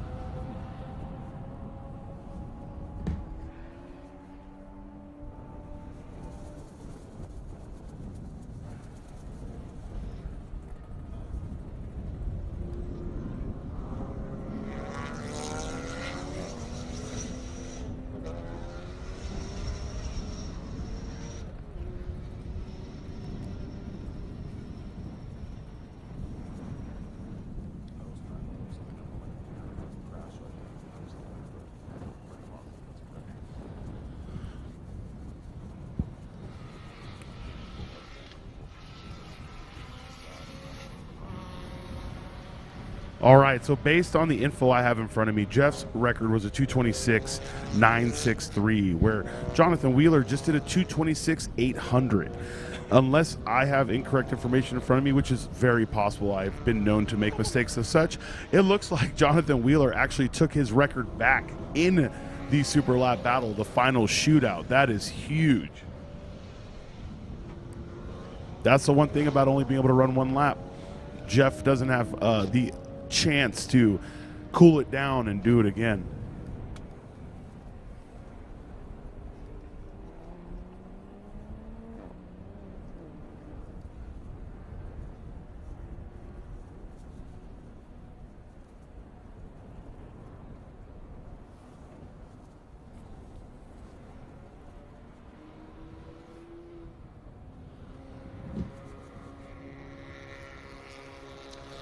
Though you see another lap time tick, it's still not enough, and it's not going to count.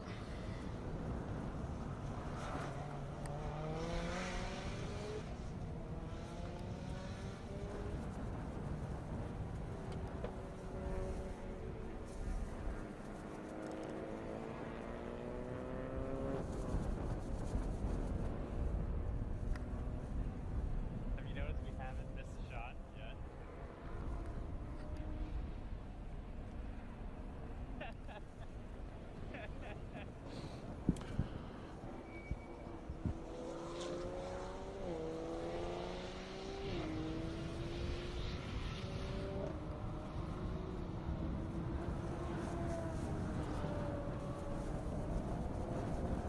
How many cuts are you up to now?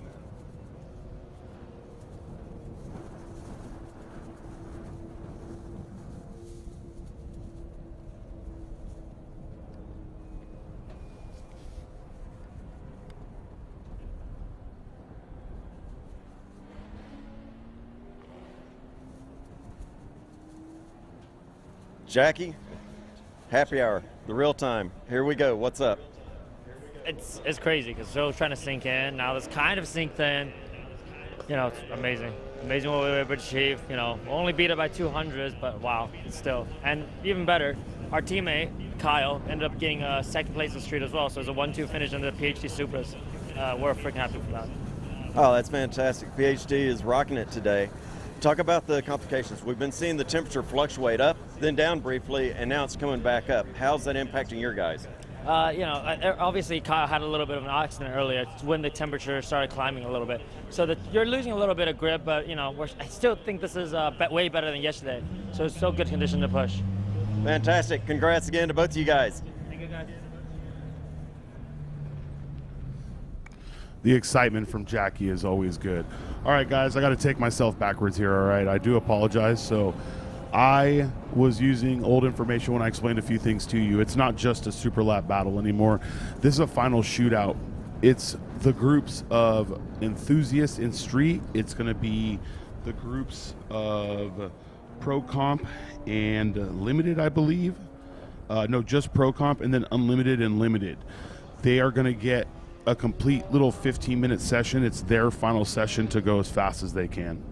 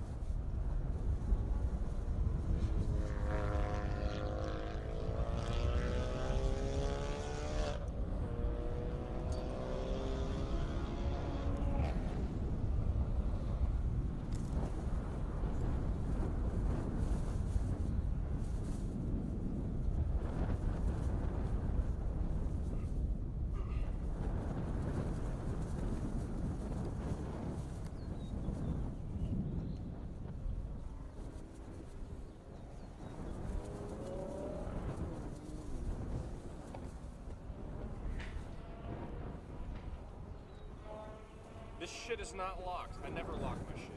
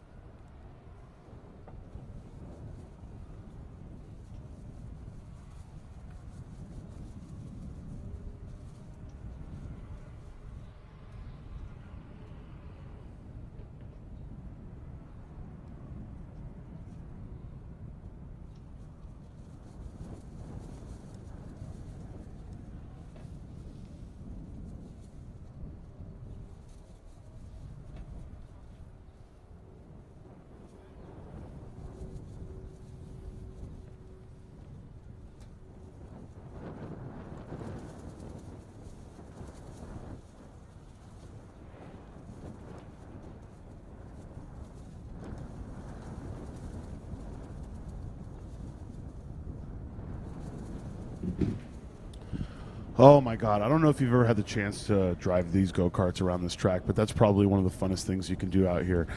Obviously, you're here for an entire weekend if you come to a Super Lap battle. The opportunity to go over there and drive these is great, and the best part about it is they're open long after the track goes cold. You can drive these things into the night. You want a quick little trip around the miniature Coda they got going on, you're going to have a blast.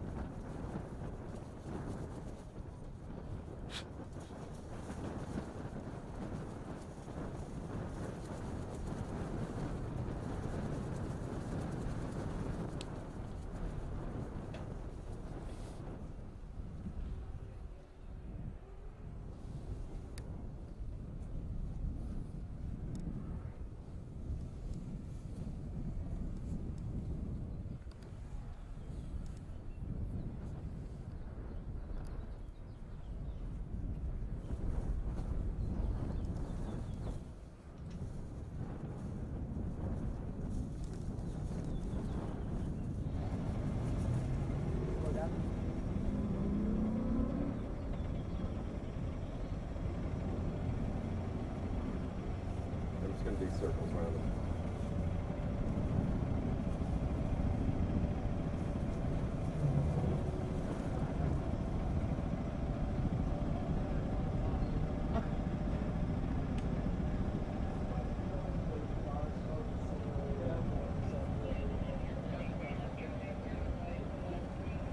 That's good. Yeah, I'm going to go down.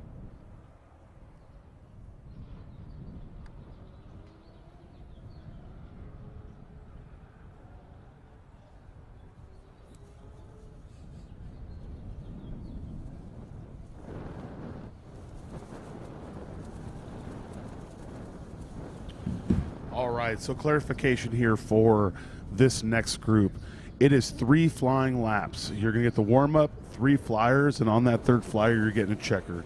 This is the Pro Comp class, so we're going to run with that for this session. After that, it's going to be limited and unlimited, and I will keep you posted on how those laps will go down.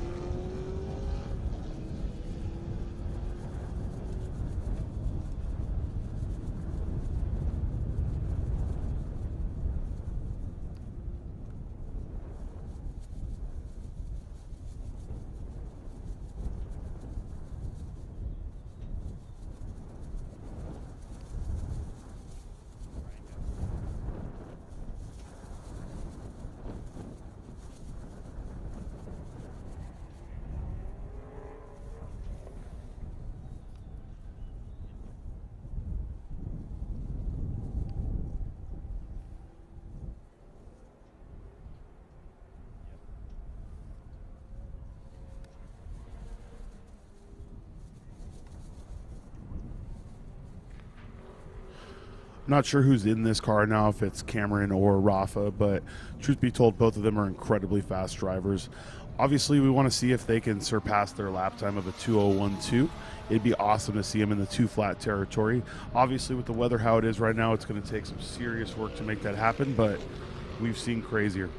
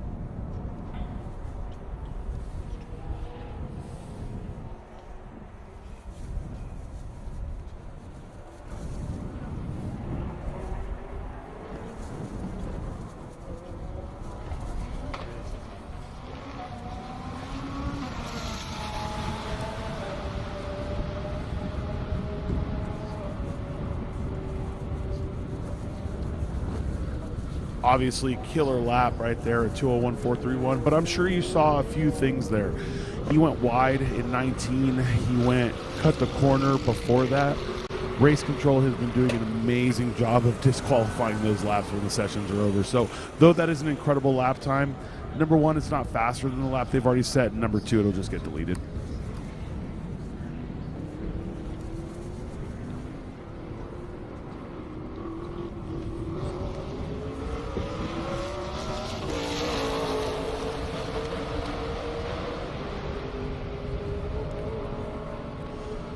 Riley with a 2:23.601. Okay, that is absolutely Riley's fastest lap of this event.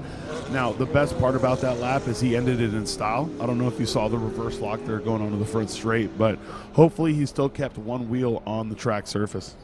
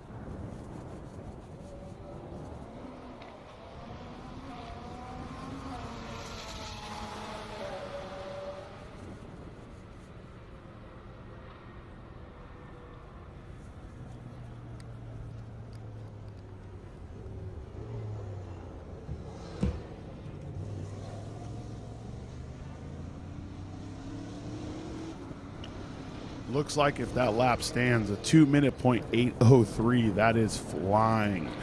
Riley Starr, 2:23.396, his fastest lap of the event.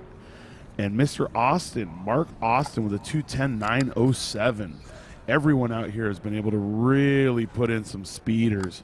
Now, Mark Austin's fastest of the event was a 2:11.061 before this session, so it's good to see him out there on his own, able to just really pull every little bit of lap time possible out of that Mercedes.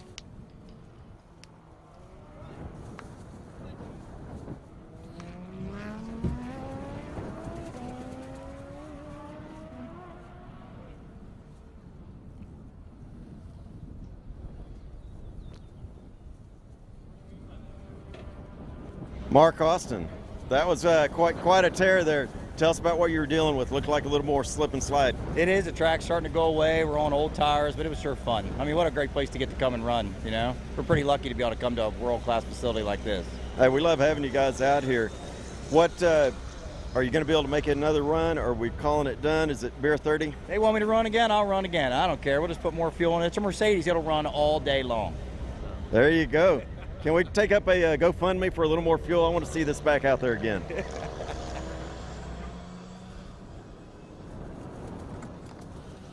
Mark Austin, such a nice guy. He's really been putting in the work all weekend, and it's been great to see him continuously put in time. This right here is going to be the final shootout of the weekend. It's going to be 3 to 6 cars. We're going to see 3 hot laps out of them, and whatever they lay down is the lap that they're going to finish on.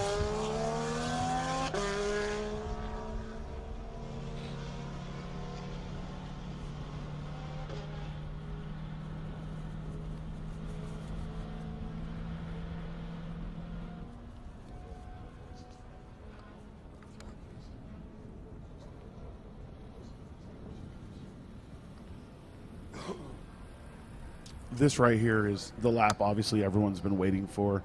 Can Ferris do better than his old lap time? Can life come out and surpass what Ferris has done? Can Cable make this statement? This may be the last time we see his 9-liter car here at Coda, so I'm sure he wants to make a statement on what times that car can run before he puts it away for his new car.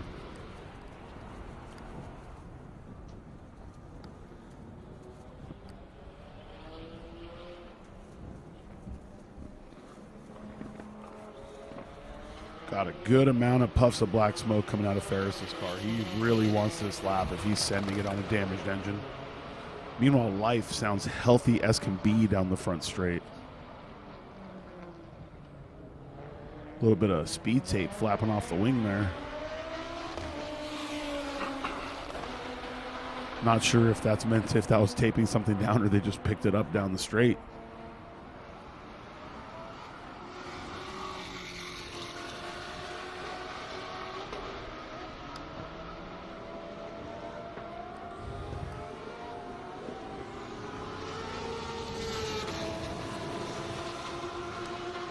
Oh, it looks like Ferris is pulling off to the side. Car's letting out water. Not sure if it's an overheating issue or what's going on, but it is absolutely letting out water. This looks like Mr. Clayton Yates. Mr. Clayton Yates. This has been a fan favorite all weekend right here.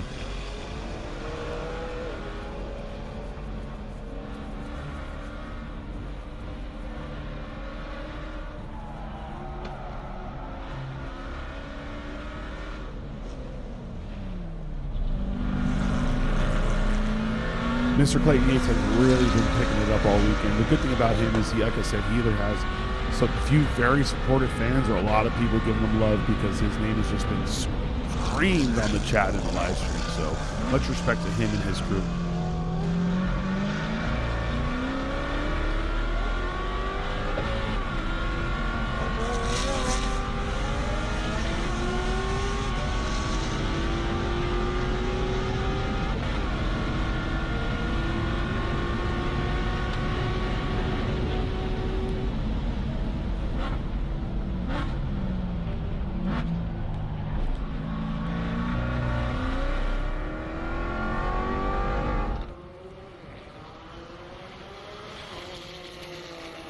Ooh, Cole with a 205-104. That's absolutely the best he could give in this situation. Nothing but respect to Cole and his team. That is a bit off of his fastest time of the event, which is a 204.379. That leaves Ferris with the fastest time in Unlimited class with a 203.850. New Unlimited overall record, and Cole obviously with the new unlimited all-wheel drive record. Cable with a 213.714. His fastest of the event is a 213.402, but it just shows he's still able to keep it consistent in that car.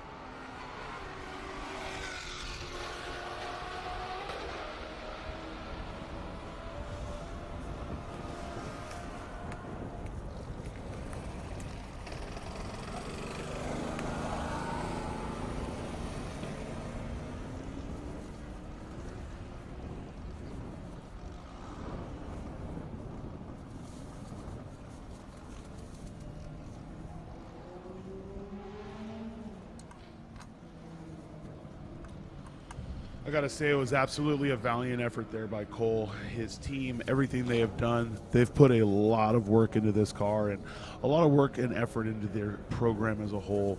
They don't show up wanting to be second. They show up thinking that they can absolutely do the best that they can, and they truly did. Much respect to all of our unlimited and limited and street and enthusiast competitors. You guys really brought the heat this year. We saw records fall in every single class, and that's not something we expect to see. So I just want to say huge shout out to our competitors, everyone who stayed with us through this event. You got to watch some really exciting time attacks, some great wheel-to-wheel racing, and I am just so stoked with how Super Lap Battle Year 5 here at 2023 went. It does look like we're going to find out what happened with Ferris, so let's see what we got. And I'm here with Ferris. Tell me, how'd that feel out there? The track felt okay, but midway through the lap, I kind of felt like the car was down on power, and so I let out of it. And then by the time I got to the back straight, it was like stumbling. I was like, oh no. So I hope I didn't do anything too crazy, but the shootout is for all y'all watching, everyone here, and we wanted to give you guys a show. Try to go around one more time, so that was just for you guys, and I'm sorry that I let you guys all down. Not at all. You are incredible to watch, an inspiration to people out there.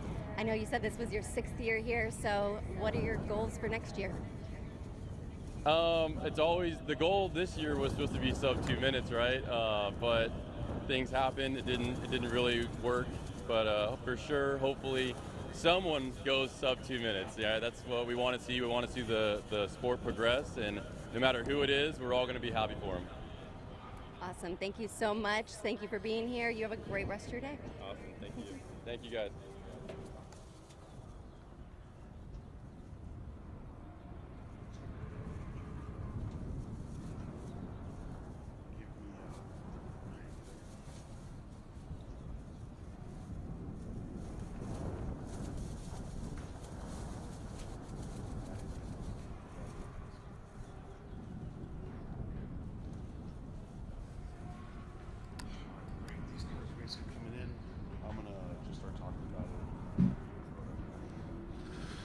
That right there, what a great event, guys. This is something that we have put so much time in.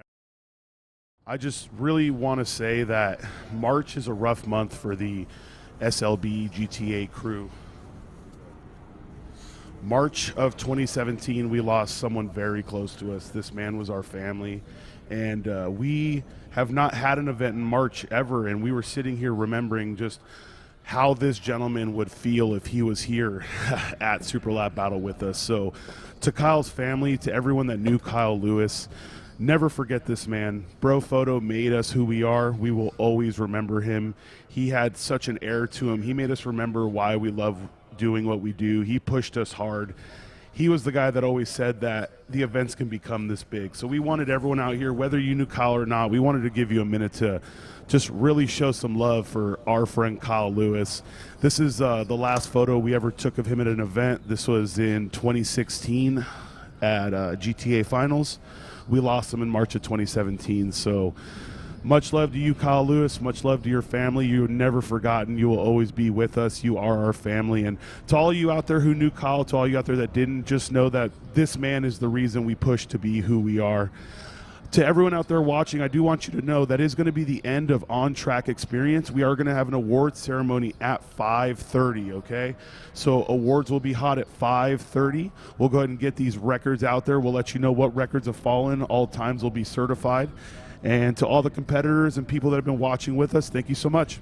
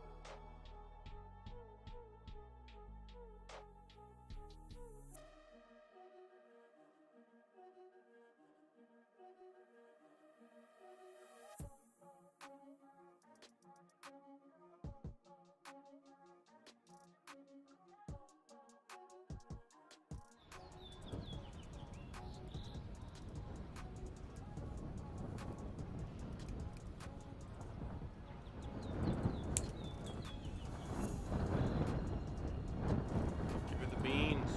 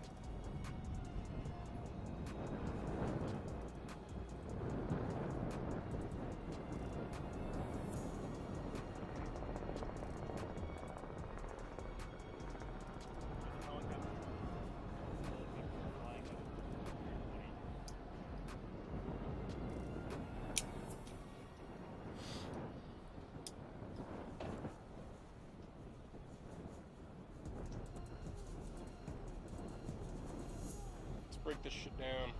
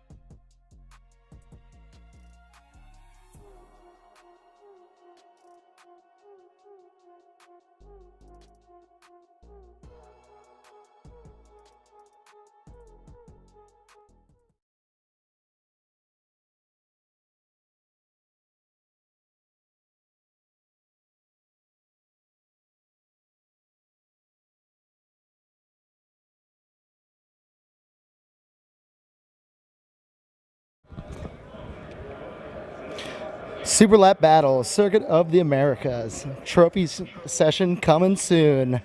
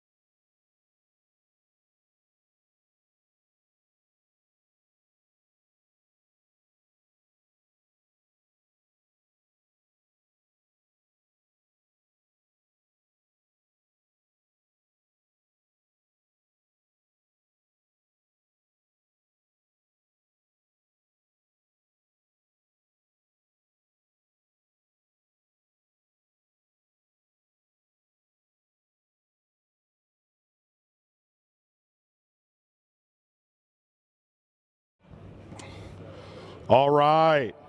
Here we are, guys. Podium ceremony at Super Lap Battle 2023, the 5th year.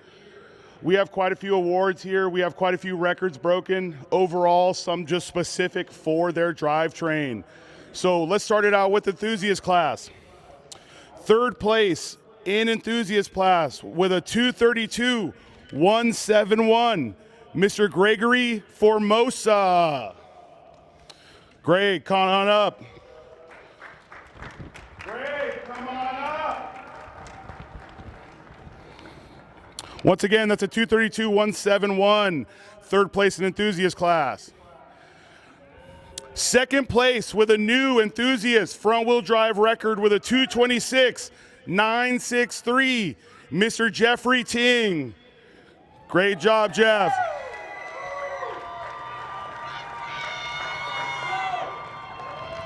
My man's has a fan crew over there.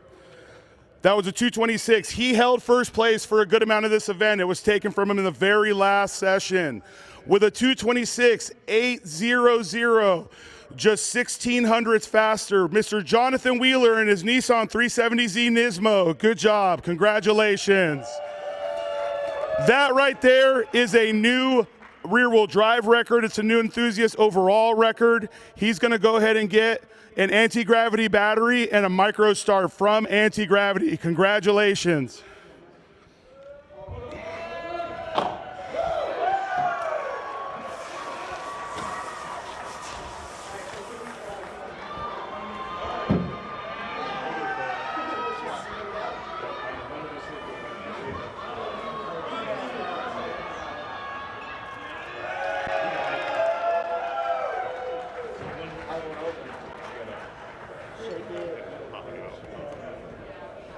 Oh, whoa, whoa.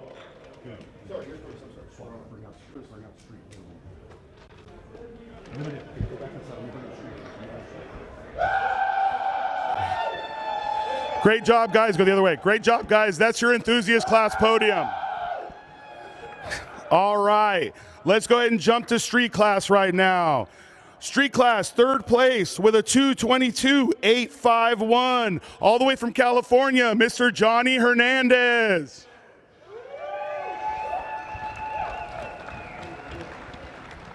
That's a 222.851. 2nd place with a 222.766. Very tight podium. Mr. Kyle McCoo and his Toyota GR Supra PhD Racing.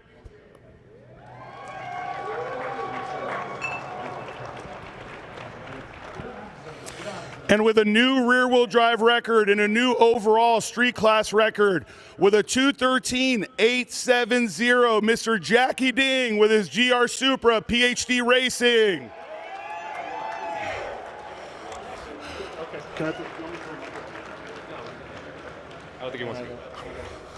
I'm going to give a little bit of a side shout out.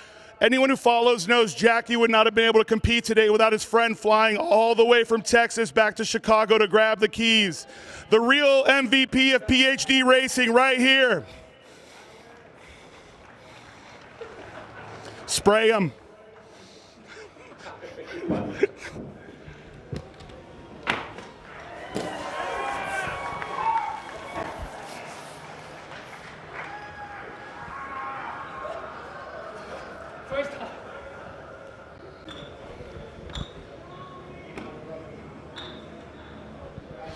Great job, guys. These podiums were really tight, very close.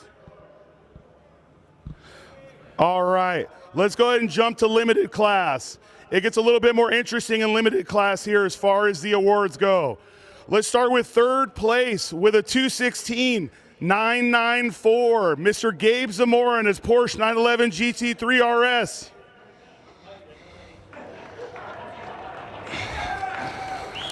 Great job, Gabe.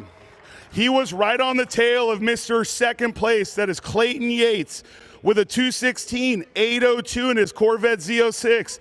They traded positions 5 times today, and Clayton just happened to come out on top. Great job in 2nd place, 216.802.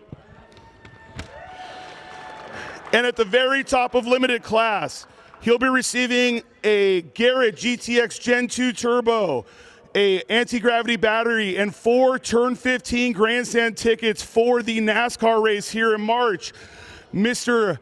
Eric Fleming with a 2:12.271. That is an overall record and a rear-wheel drive record in limited class.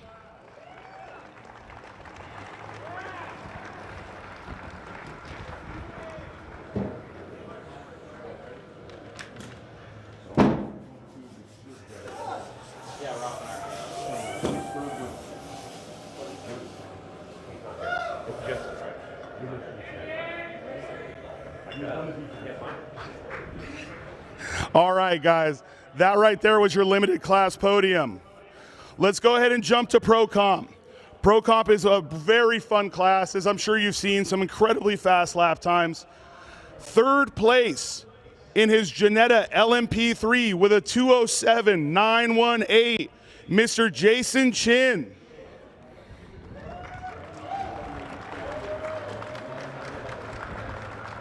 Great job. Jensen Little is not able to make it, but so you know, with a 2:03.604. In second place, Mr. Jensen Little in his Norma M30. We miss you up here, Jensen, but thank you for coming. Now with the fastest lap of the event, with a 2-minute 8:03, Mr. Cameron Lawrence and Rafael Martinez in their McLaren 720 GT3, Rafa Racing. Fastest lap of the event.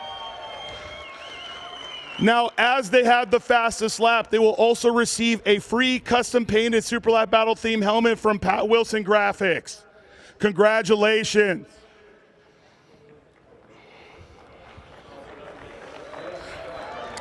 This is your Pro Comp podium.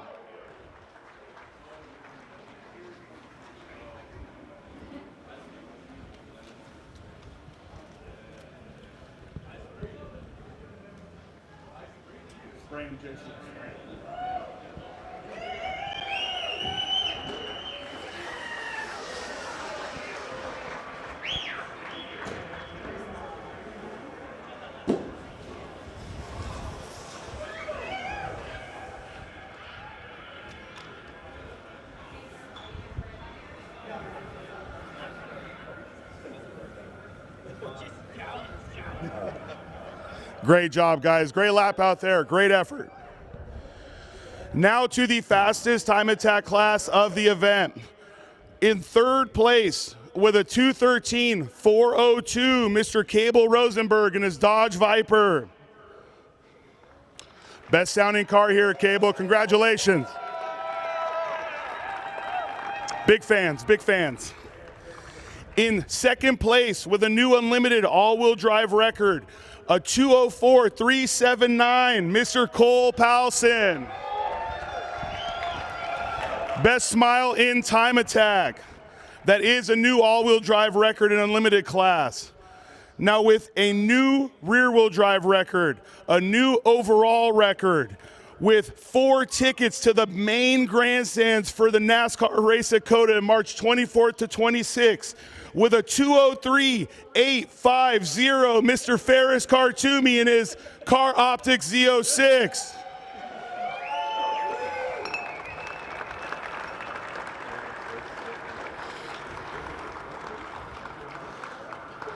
This is your unlimited class podium. This is your fastest time attack class of the day. Great job, guys. Great effort. You guys killed it out there.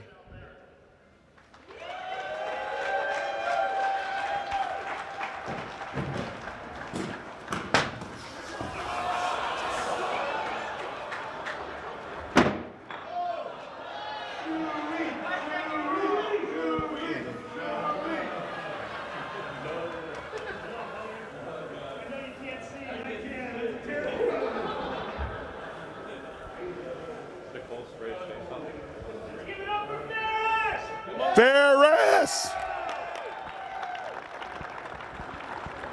Great job. Thank you so much for coming and watching us here at SLB 2023. Bigger and better next year like it always is. With that being said, we're out. We will see you a year from now.